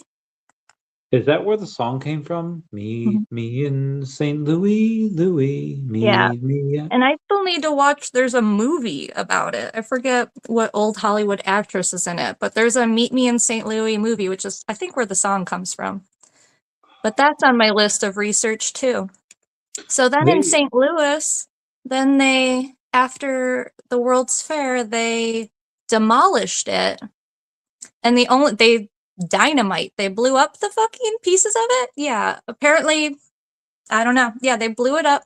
But the one piece that they couldn't get rid of was the center axle spindle and how fucking big it was. And I was watching videos. Nobody knows where it went. what Yeah. like when So the that's where I'm at right now. So they built the giant Ferris wheel, the first one. It was in Chicago at the World's Fair. Then they moved it and used it at the St. Louis World's Fair. And then they demolished it. But the giant spindle axle is now missing. so they go from like the 9/11, the Pentagon got hit by a plane, but there's no plane, like nobody knows what happens to this thing. And then they say that the Ferris wheel got demolished, but nobody knows what happened to the axle. And that's so there's eat me in Right. St. But if you Louis. start thinking like esoteric energy, like if they're using this as a ritual piece, they're using it here, they're getting energy, they got all these people's emotions, they move it to this location, keep spinning it. Like, what did they use? Like, it So disappeared where? What are they using it in? Where did it so go? So there that's what I'm tracing. there's a give me one sec here. I'm gonna fucking hang on. There's a theory that the Walt Disney, is buried under the, Disney World in the Pirates of the Caribbean ride. And then they made, a whole series about Pirates of the Caribbean. So if you Google Pirates of the Caribbean Disney, it doesn't show up of like the best. There's a joke on like, where's the best place to hide a dead body? And it's like on the second page of Google.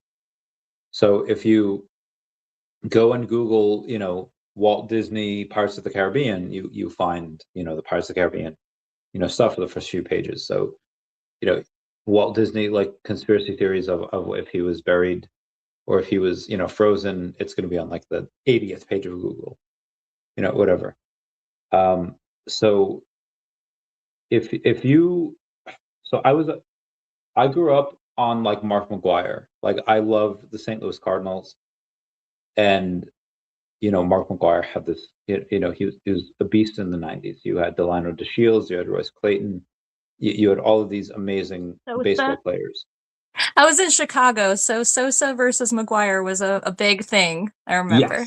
Yes, but if you Google like the St. Louis Cardinals in like the '80s, their theme song was "Me in St. Louis, Louis, me at the fair." And so if you Google that, you'd probably get St. Louis Cardinals Baseball Club in the '80s, and you wouldn't get the stuff that happened in like the '30s or below, or anything below the '70s. So maybe that, and this is a very big stretch, I think, but maybe that something happened way back in the day, but then they said, oh, people are, they might get curious, so let's, give this song to the St. Louis Cardinals baseball team in like the '80s, because they've been around for 100 something years. They've been around since like the 1890s. So maybe that's a good way to hide it. Or if people search for that song, or if people search for that whatever, they would only get the St. Louis Cardinals baseball team, and they wouldn't get the St. Louis Cardinals, or they wouldn't get, that particular, Ferris wheel access Yeah. stuff. I could picture the government doing that because I feel like that definitely happens. because the owner of the St. Louis Cardinals at the time, Joe Buck Sr., he would have been like, yeah, give me like $50 million. Let me like, yeah, fuck it.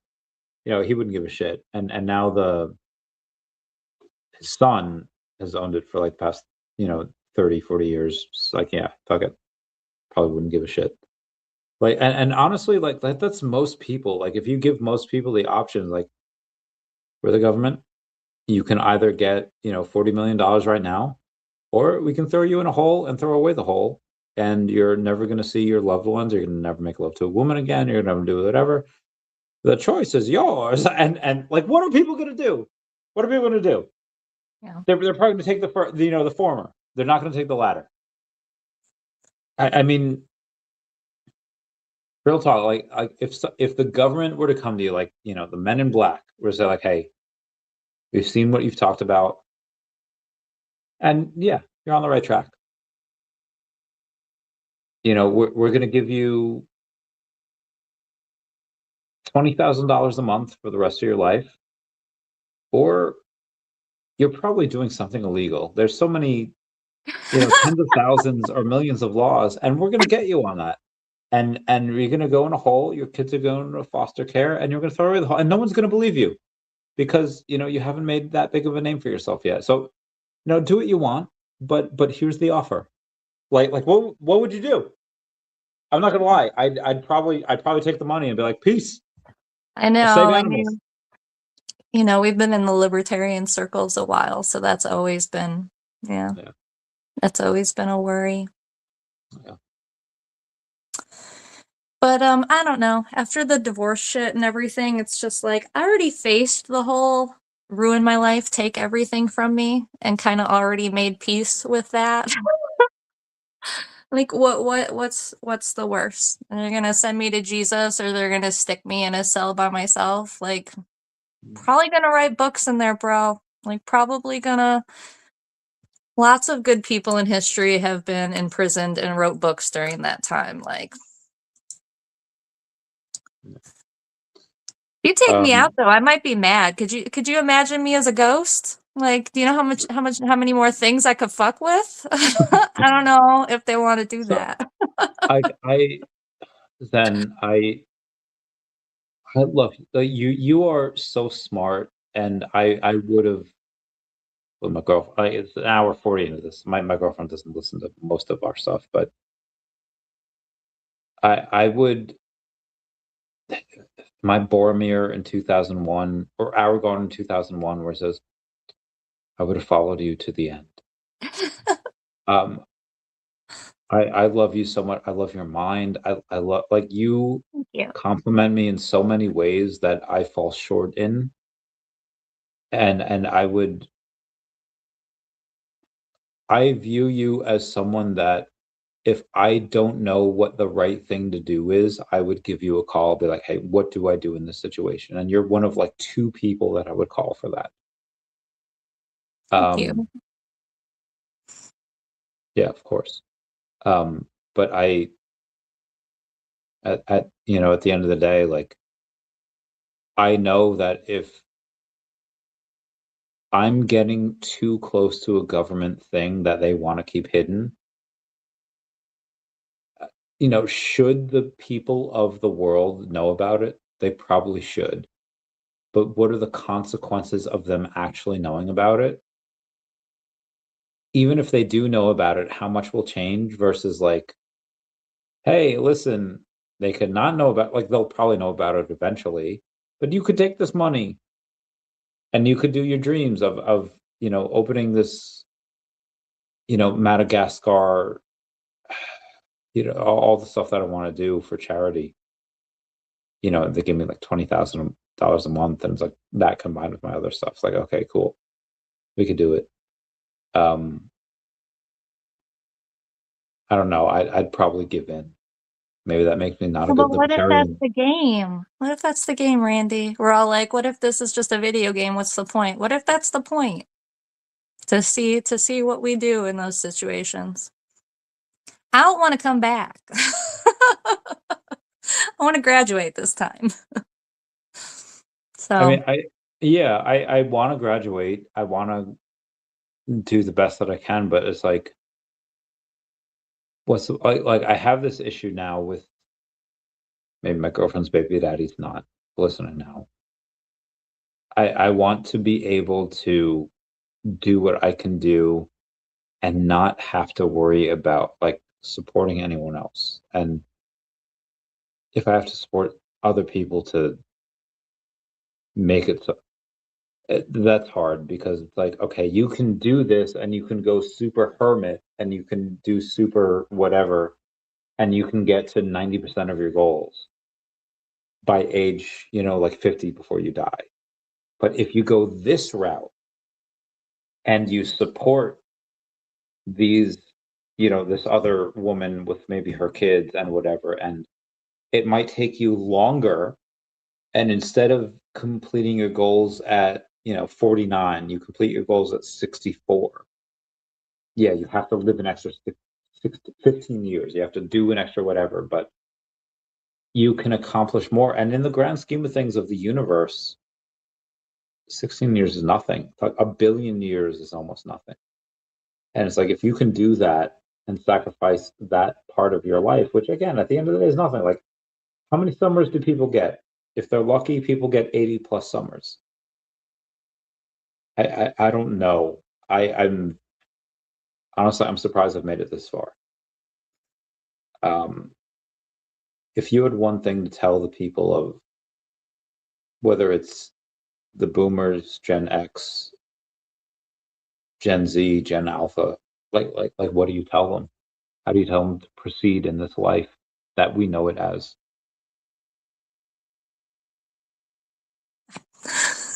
I don't know. I'm still trying to suss what the question is. I don't know what the question is. You know how many of these I freaking had today? Do your own research. Keep an open mind. Love people. Is this that hard? It is hard. I know. Why? I mean, I think because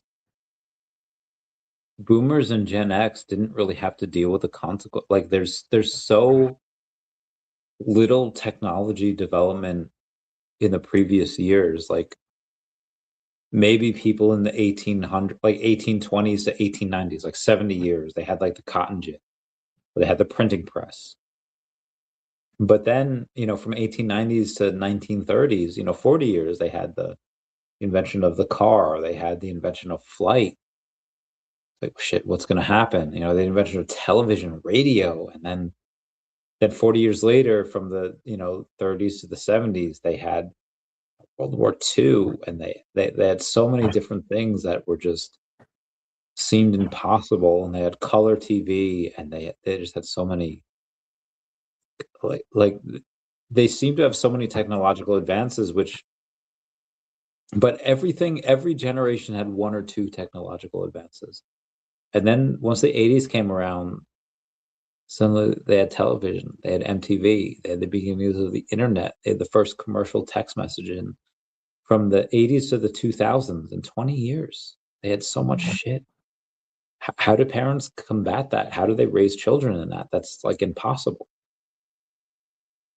I know. We're a weird generation. Yeah. Very weird. That's Remember being afraid to turn on the internet on your phone? And now we're like doing this on my phone. yeah, I remember being Like afraid $5 to a second. Turn it off. Turn it off.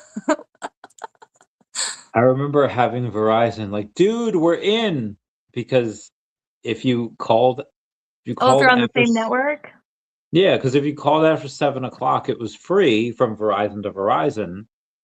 And that's the thing that, like, you had these companies that were just like, yeah, you can call anyone from anywhere in the world. It's going to be 30 cents a minute, though. And then when the cell phone companies came out and technology advanced, it's like, no, it's free.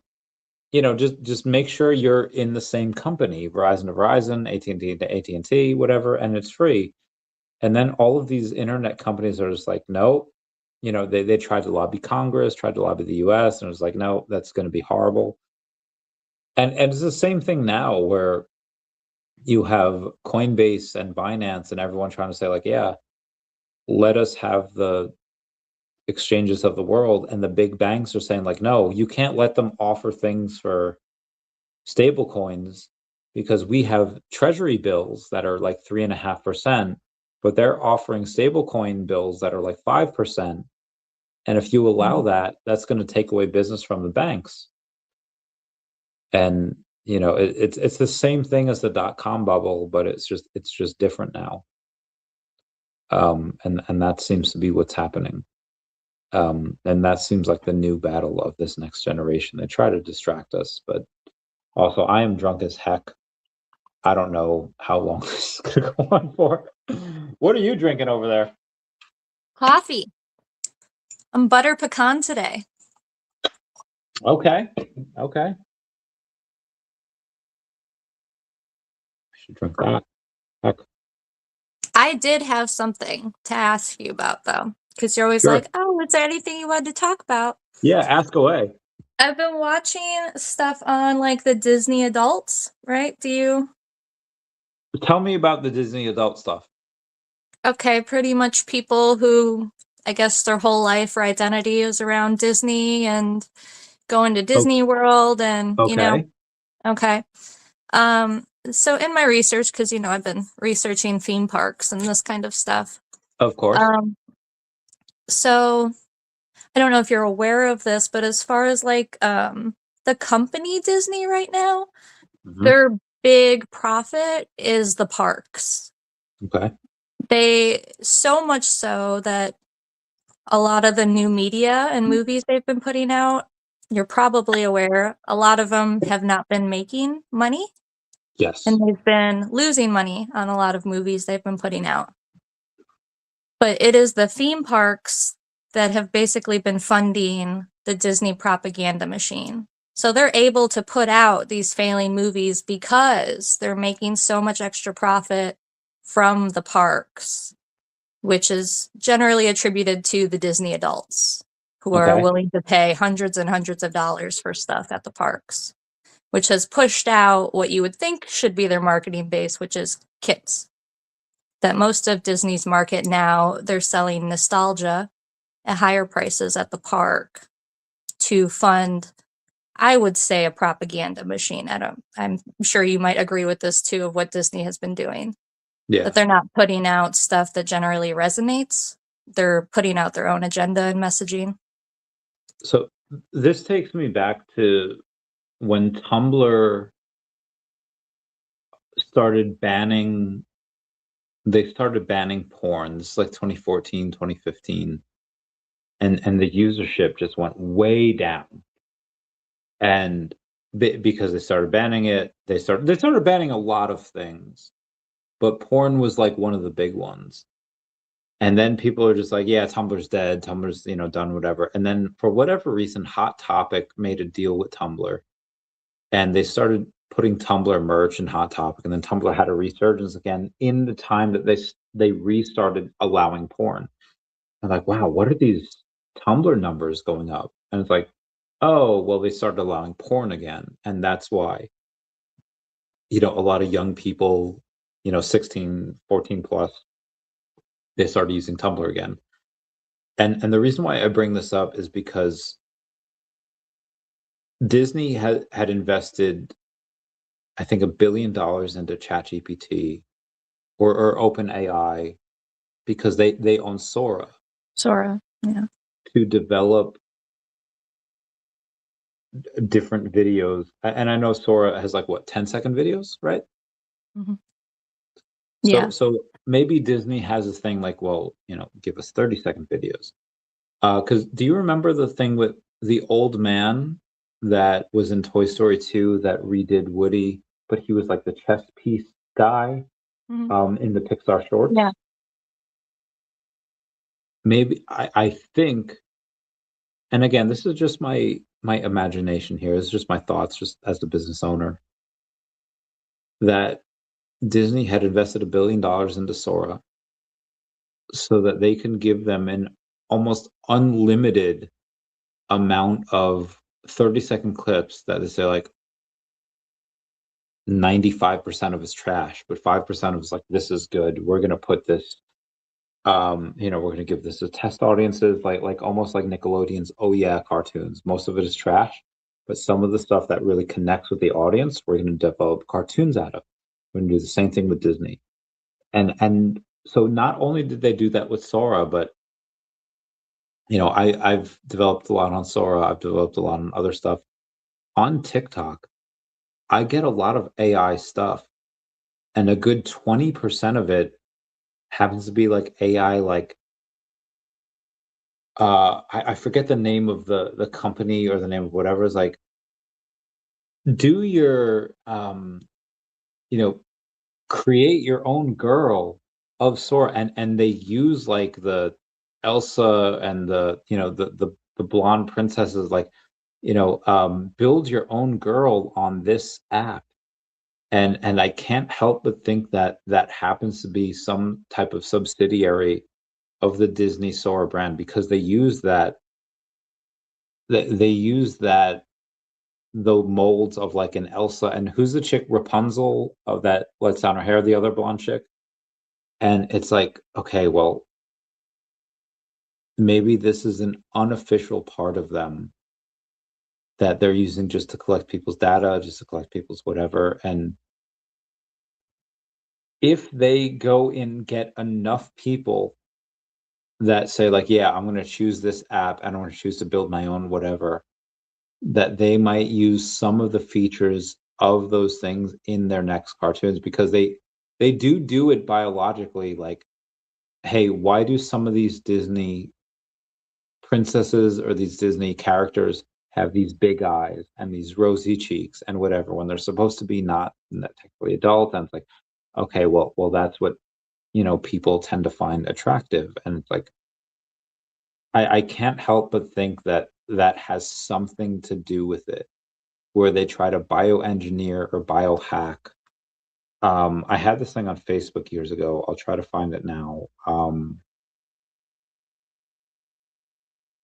Called Alibaba, and I'll try to put it through Reels, people, groups, events, post from you. I said, people don't buy what you do, people buy why you do it. The goal is not to do business with everybody who needs what you have. The goal is to do business with people who believe what you believe. This is not psychology, but biology. Our neocortex is responsible for our rational thought and language, and our limbic system, however, is responsible for our feelings such as trust and loyalty. And in this message from Jack Ma, he targets these two parts: the parts of our brain that control behavior and the part that rationalizes our feelings, the part where gut decisions come from. Whether the letter was from the bottom of his heart or not, I will invest in this company because it's not sketched to be the biggest IPO in history, but because its founder is a genius. And the title was, As Alibaba's IPO Approaches, Founder Jack Ma Pens a Letter to Potential Investors, and it was from 2014. So the biohacking and engineering has been happening for well over a decade. And I think that's what Disney's doing right now. They're trying to get to the AI slop, to the AI people, say, like, what are most people doing? And a fair amount of people are taking their beloved princesses and their beloved like female characters, and they're making like, how can we turn it into porn? And I think they're trying to capitalize on that in some certain way. Maybe I'm wrong, but what are your opinions on that? Well, I think the deal is just smart because their IP is so big and covers so many things. And Disney is known for their team of lawyers actually going after people. I mean, random Etsy people will get takedown notices. So I think it's a good idea for them because people aren't going to stop making AI stuff of Disney trademarked characters, you know? So I think it's smart for them to come out with an avenue where people can do that legally with their IP. Yeah. But I guess my biggest thing was because we've talked before about like, nostalgia and brands as far as being adults and indulging in that kind of stuff, and that it's been more okay now, and we find that really healing. But I was curious of your thoughts on that, about how that nostalgia is kind of being weaponized for this Disney propaganda machine that maybe is putting out messages that we don't agree with. I will say that Disney's very good at that, or at least, so this is going back 30 years. Oh, God, I hate that. There was a buddy of mine that I had on recently. Shut And up, he was, 30 years ago is the 1970s. I'm stuck still. I'm so stuck. there's a buddy of mine I had on recently where he was talking about, like, yeah, 25 years ago, I had this, game where we were playing in our basement. It's like, oh, okay, 1980s. And I was like, 25 years ago was 2001. It's like, fuck, so old. I I know. don't like this. This is I not don't. good. But in the 90s, there was a show called Recess. Have you ever seen it? Yeah, I don't really remember much, but I used to watch it when I was younger. where so there was only two, I guess three cartoons that ever dealt with any type of dementia or memory loss. There was Recess, there was Adventure Time, and there was Rugrats. Recess and Rugrats in the 90s, Adventure Time in the 2000s. Adventure Time was that it was rough. The Rugrats, Stu is help building like some jungle gym for the kids. He hits his head, and suddenly he forgets who he is, and he becomes like a baby again. And the babies, Tommy, Chucky, Phil, and Lil Angelica, they take it upon themselves to teach him how to be an adult again. And then Tommy goes to Stu's room, his dad, and he starts to cry because he's like, I shouldn't have to do this. I shouldn't have to teach him how to be an adult. Like I'm 1 year old. And he starts to cry because he's like, he misses who his dad was. The outside of Adventure Time and Tommy Pickles, the only other one was Recess, where TJ tries to do something where he swings upon a swing, he hits his head, and he believes he's a kindergartner.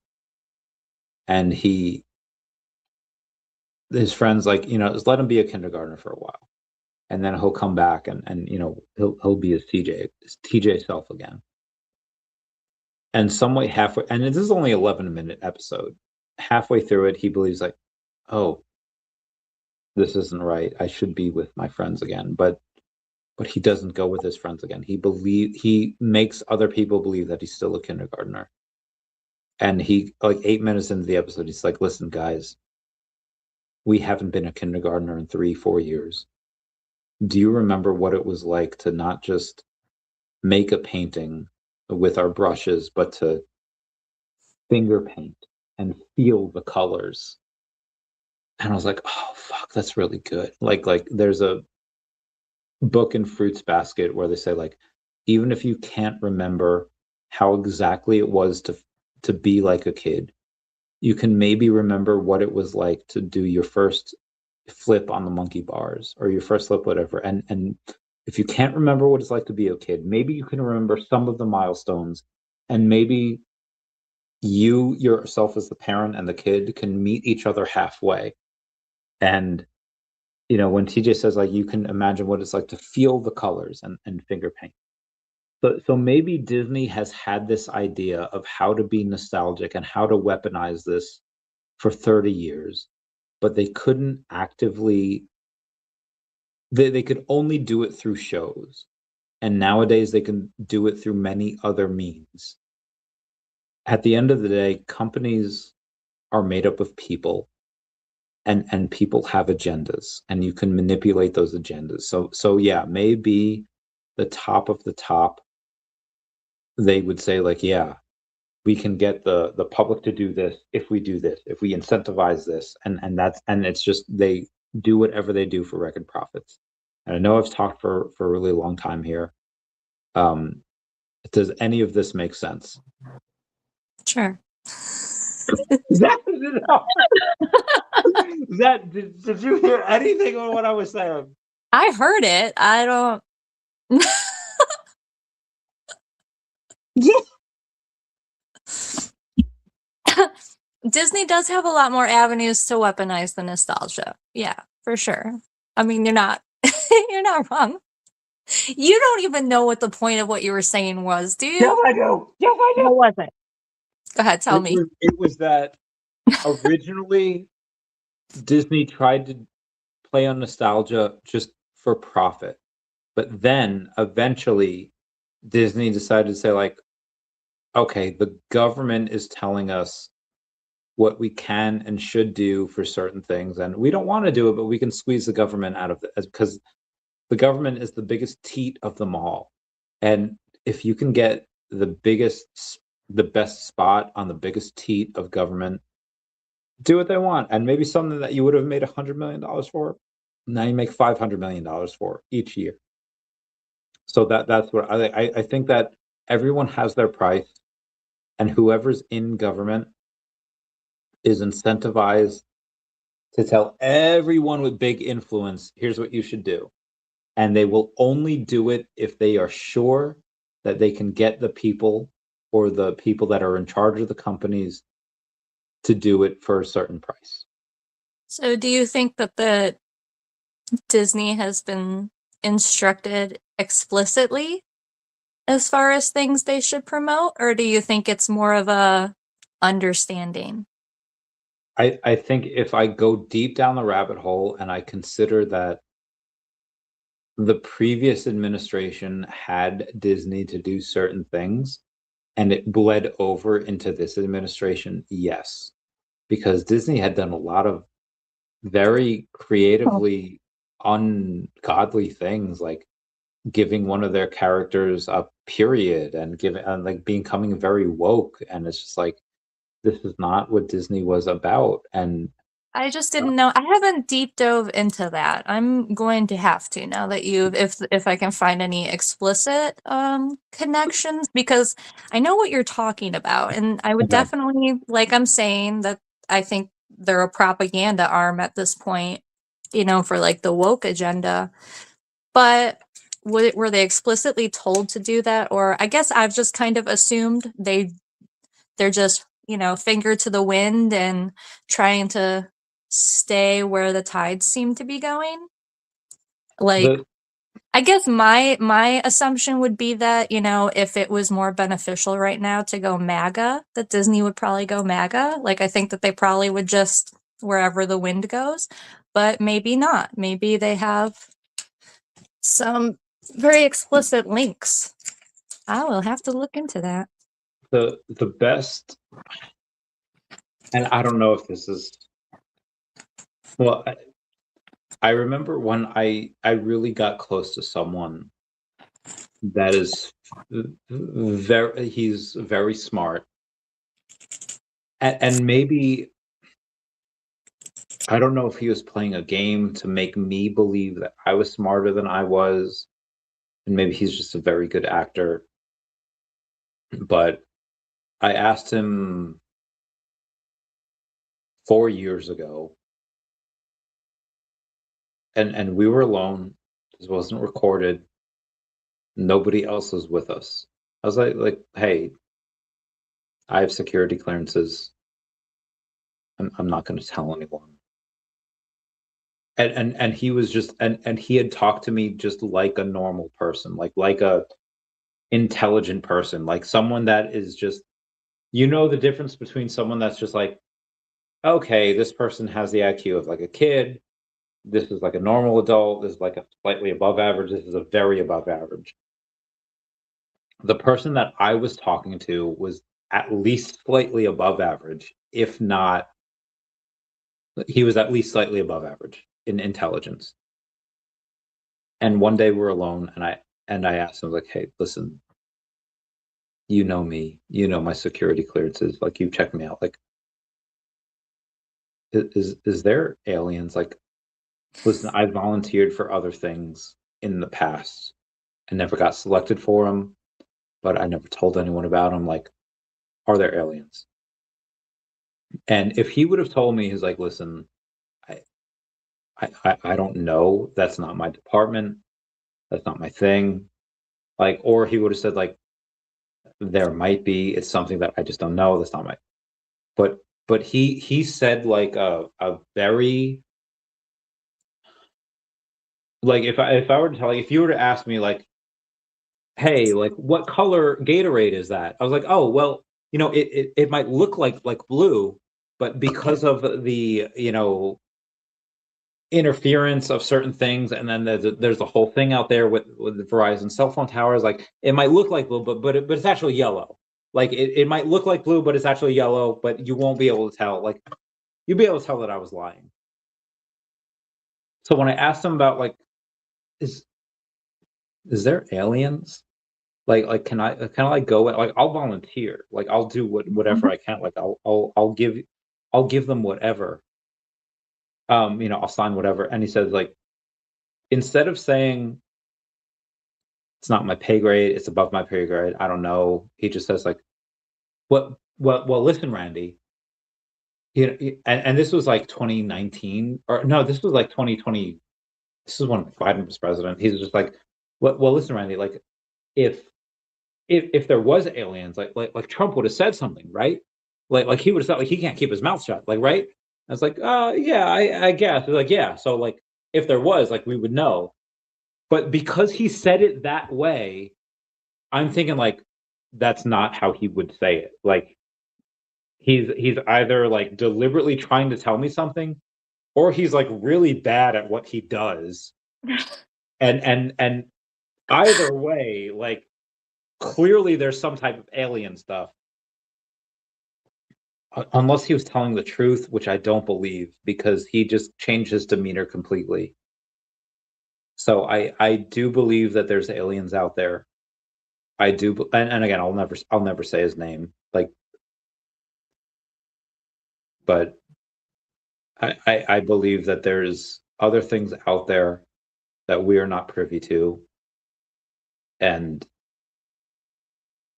I forget the original question. I'm so sorry. I'm just, I guess, curious about your thoughts still on the weaponizing nostalgia Oh, from okay, modern yeah. propaganda. If there's anything that the government can do Do you to think that people don't care? Like, do you think Disney could do anything with the money and they will just, and Disney adults will just be all hail Disney no matter what? And do you think that that's just self-healing and nostalgia, or do you think that this is like Disney programming? Like, are we seeing the outcome of like Disney brainwashing? Because like I've been watching these videos and it's fascinating to me. Some of these people are on like debt podcasts talking about how they're 40K in debt and they have to have their Disney passes and like, so it's like when I'm looking at stuff like that, like we're into like addiction territory. Like people are Yeah. tearing down their lives going into debt to live this nostalgic Disney fantasy. And it's like, obviously, people make bad choices. We see it with any type. But when you're talking about something as big as Disney, that's been basically feeding us propaganda since we were in diapers, like, how much of that do you think is free choice at that point? I think that Disney is the number 3 um, provider in streaming services. You have Paramount, you have Netflix, and you have Disney. It's taken them a while to turn a profit, but they are actually finally turning a profit on their streaming. Yeah, you have a ton of IP. There's something called a cooling off period, which they've finally gotten this past year. Netflix originally had Jessica Jones and Iron Fist and Luke Cage and Daredevil and Punisher. And once Disney bought Fox and they bought a bunch of the licenses from those, like, okay, we can use all your characters now. But it's like, okay, well, there's this cooling off period of like 3 to 5 years. And that's why it took so long for a lot of these characters to get their own series. There's a lot of things that we don't, it's like Stranger Things, which the last episode of season 4 is one of the things that I wish I would have seen with you. You haven't seen it yet, have you? Nope. I really would like to see that with you because it's like a very long episode of like an hour and a half, if not 2 hours. It's so good. It is one of my favorite. It is my favorite episode of season 4 because it's so good, and maybe we can do that soon. Just to watch that episode, and then I'll go back to where I came from. I think Disney might have that incentive to say like, okay, Disney right now is its own thing where nobody dies at Disney. They have this agreement with the government that if somebody actually does die at Disney, no, they didn't. They're still technically alive until their body gets off of Disney properties. Oh, now they died at the hospital. Now they died here. Because they have that agreement with the local authorities. And I think that because Disney is a corporation made up of people, maybe they would have had a good agenda 50 years ago, but agendas change. And they probably have an agreement with the government that, yeah, we'll be quiet about X and we'll talk about this and we'll do whatever. Don't tax us a certain way, don't do whatever a certain way. Um, Disney's like considered the happiest place on earth. Like they are in so many other in Disney Shanghai, China, the CCCP takes Chinese Communist Party takes 50% of every single piece of profit of every other business except for Disney. They Really? take, yeah. They only take like a certain amount from Disney. Okay. I don't know why. I don't know how. Maybe because they wanted it there. It's the same thing for Paris. Like Disney just gets a better tax rate than anyone else because every other country wants them there, whether it's Japan, China, Paris, any other place, because their IP is so powerful. So they do I'm have gonna look that. into that because I'm studying that the theme parks might be energy related. Yes. So So if there is some hidden energy extraction network thing going on, that might make sense about why some countries might be like, yeah, just bring it here. Interesting. yeah. I'm gonna look into that more. Thank you. Planet of Empire says Ja Rule wrote a cookbook in prison. That says Booth says that's the lady with the bow on her head. Yeah, that she is the lady with the bow on her head. We love her. I, I love you so much, man. Love you too. Oh, thanks, fam. Um, so tell me about that. What you were just looking into. How deep does the rabbit hole go on that? Amusement parks. Yeah. Yeah. I don't know. I don't know. I feel weird sometimes talking about my theories because I'm just like circling thoughts. It's not like I'm all in and I 100% believe this. Like I like playing with ideas. Mm-hmm. But we used to have a lot more amusement parks around the country. So, yeah. What happened to the amusement parks? Why did they close? Was it because sideshows like the strong man and the bearded lady fell out of favor, or was it because of other things? Usually people sell out the land. Usually the land becomes more valuable, especially in cities and stuff. But that leads into like the whole energy thought. If you're congregating energy or something in a certain location and then they might close it and build something else, like, you know what I mean? Like, did they put energy into a location like a battery and then they wipe it and they put something else? So that's been interesting to me too, what they do with the land afterwards, and then also where they move these pieces. There's a lots of that in the amusement park industry too, lots of moving of rides. Which I mean makes sense. It makes sense to sell off the pieces of the amusement park. That actually makes more sense to me versus when they just demolish everything. That one's kind Yeah. of super weird because it seems like you couldn't find anyone who would pay more than scrap prices for. That's always kind of weird too. Yeah. And then like the Ferris wheels and roller coasters, also the carousels. That's another thing that's been super interesting to me. Like you raise an eye at the Smithsonian, yeah? Like it Yeah. seems like whenever they find stuff, then the Smithsonian shows up and then it disappears. The Smithsonian has a very, very large collection of carousel horses with like only one on display. But when you search in their collection, they have like over 80 of them. And they have like almost no Where is it? information. That display? Where is that again? The Smithsonian in Yeah. DC. In DC.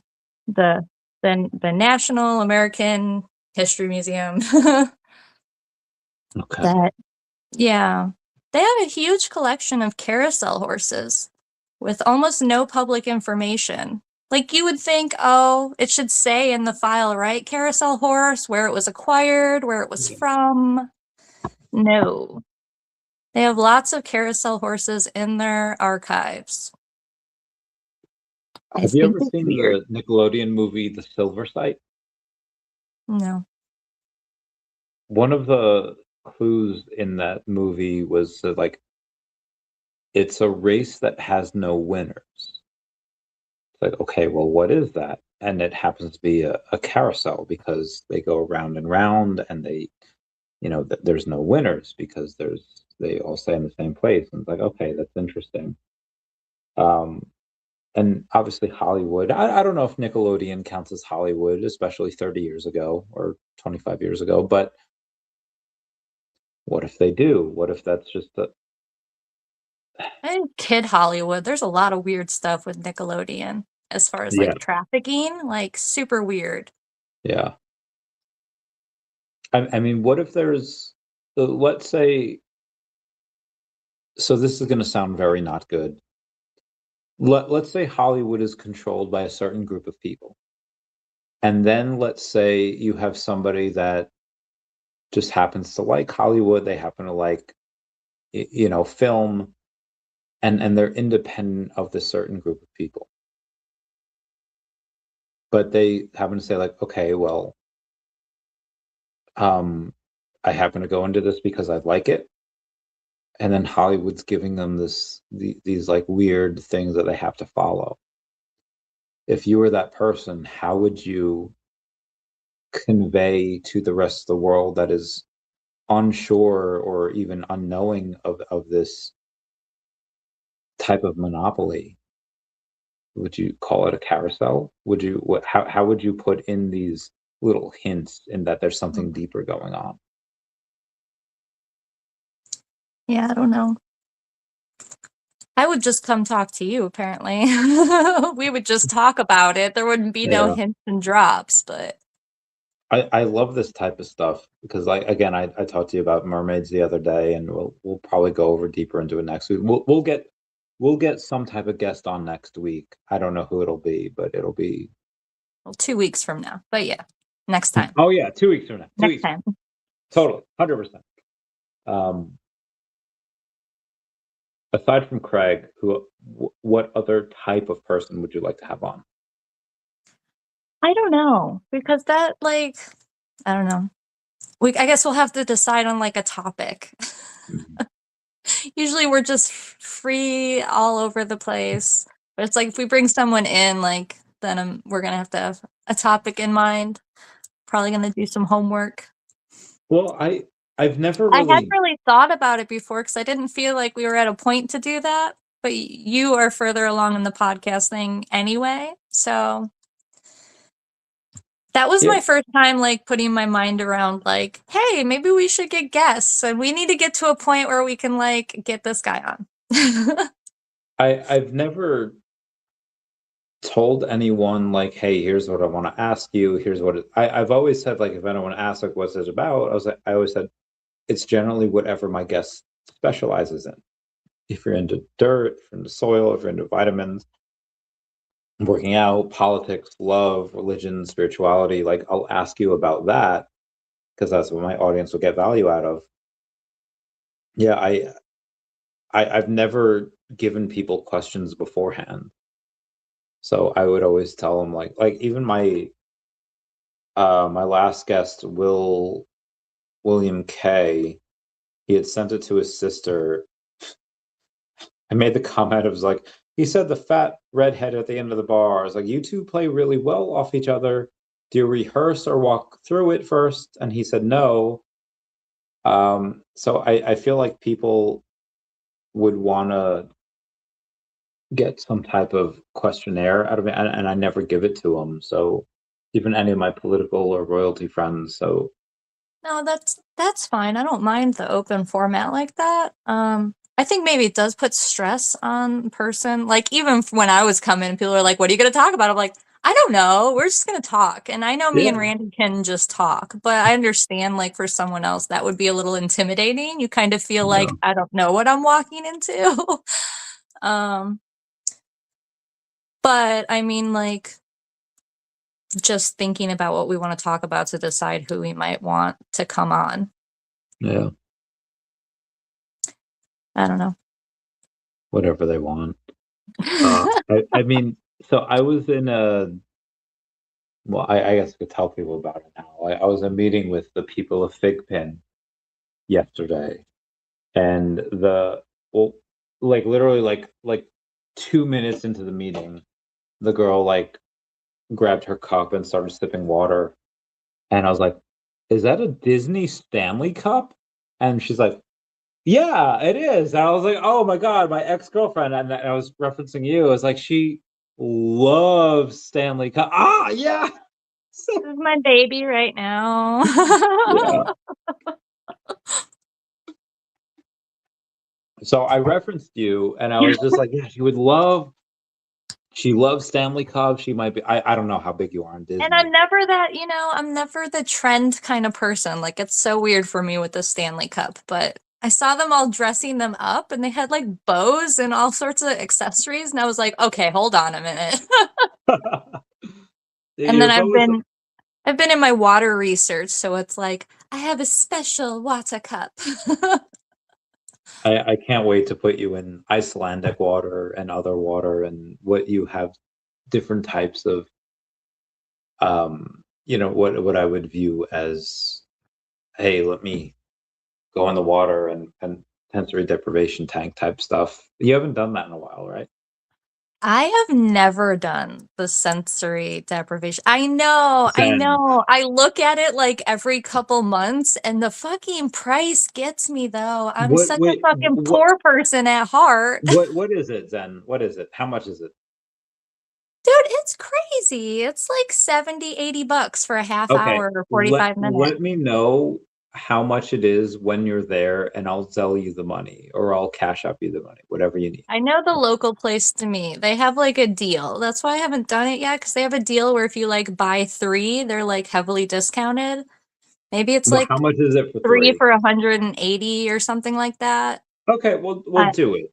Let me know when the next time you can do it is, and I I'll. know I wanted to do it, but I'm a poor person at heart and I have 5 babies. So whenever I Yeah. look at it, I'm like, there's a ton of other stuff I could Well, spend that kind of money let on. me know what it is when and I'll pay for it, and then this way. But you just have to tell me, and Because I which, have by to the come way, back. I have to come back and report. I will.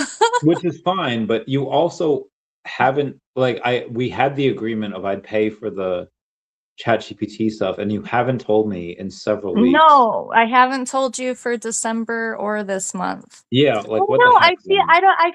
I felt weird asking you because you have New Bay now, and I'm like, I don't want New Bay over there. Like, why is this bitch asking you to pay for her Chat GPT? This is not for anything. Like Like, it's this is just for business, but I research still feel purposes. weird. I feel weird Well, asking. this is for research. Like, and also, I I've know had a that, lot but of I still feel weird no, it's fine. Like I've had a lot of good things happen recently, and I have several good things happening in 2026.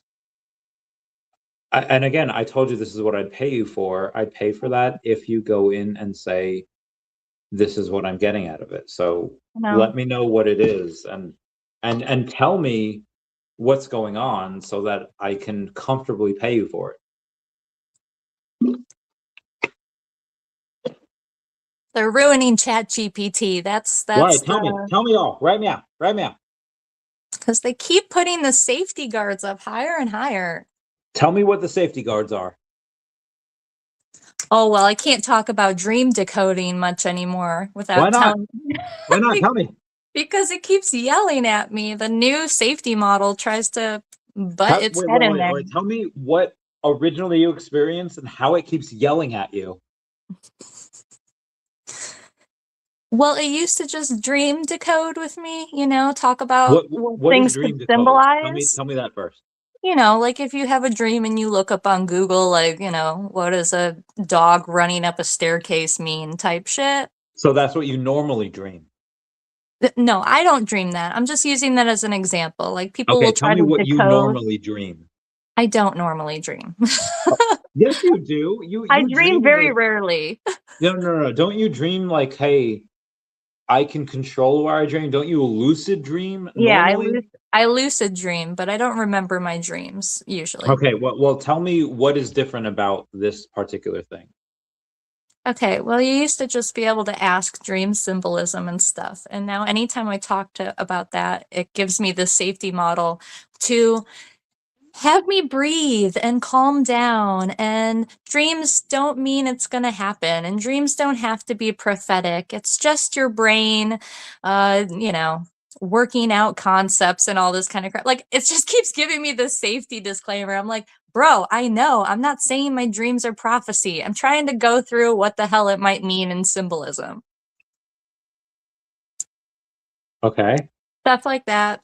Doesn't like me talking about energy extraction. It definitely doesn't like me talking about the Masons. Wait, the energy distraction, when you ask it about Extraction. it, what does it say? Like that phrase itself. Like Energy what extraction when you doesn't like type in that. something with that, what does it respond with? Well, because I usually use 4.0. And like when you trip up the safety guardrails, it will auto you into the new model. And that's where it happens. So when you do that, it doesn't let It you tries to give me a ask questions? talking to, like I'm mentally ill, and to that those kind of things aren't real. And just because people talk about it online, and it gives me the So it doesn't ask you questions? oh no, it gaslights you. It tries to Wait, tell wait, wait. you So how you should what type view of question do reality. you ask it and how does it respond? I It's not even that I ask it questions. Like I will be talking about things that seem odd that line up, and I'll theorize like Like what? maybe they're doing this. Okay, like amusement parks. Like maybe they're rotating wheels with people and their emotions. Maybe Okay. they're extracting energy or something. That will trigger it.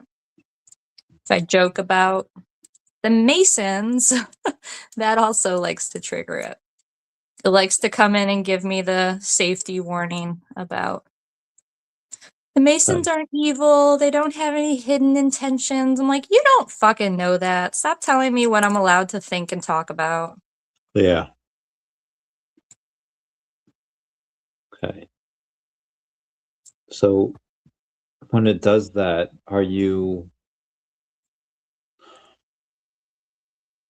how open is your mind for that? Is like, okay, let's see how well the people that are deniers can focus on the really good answers of what I've been listening to versus, okay, let me see what type of answers they give versus what type of answer. Like, That's what I'm apparently, saying. Like, I'm just taking like internal notes. Maybe I should start actually writing it down every time that I get kicked out to the safety guardrail, what I'm talking yeah. about. Because me, I'm just noticing trends.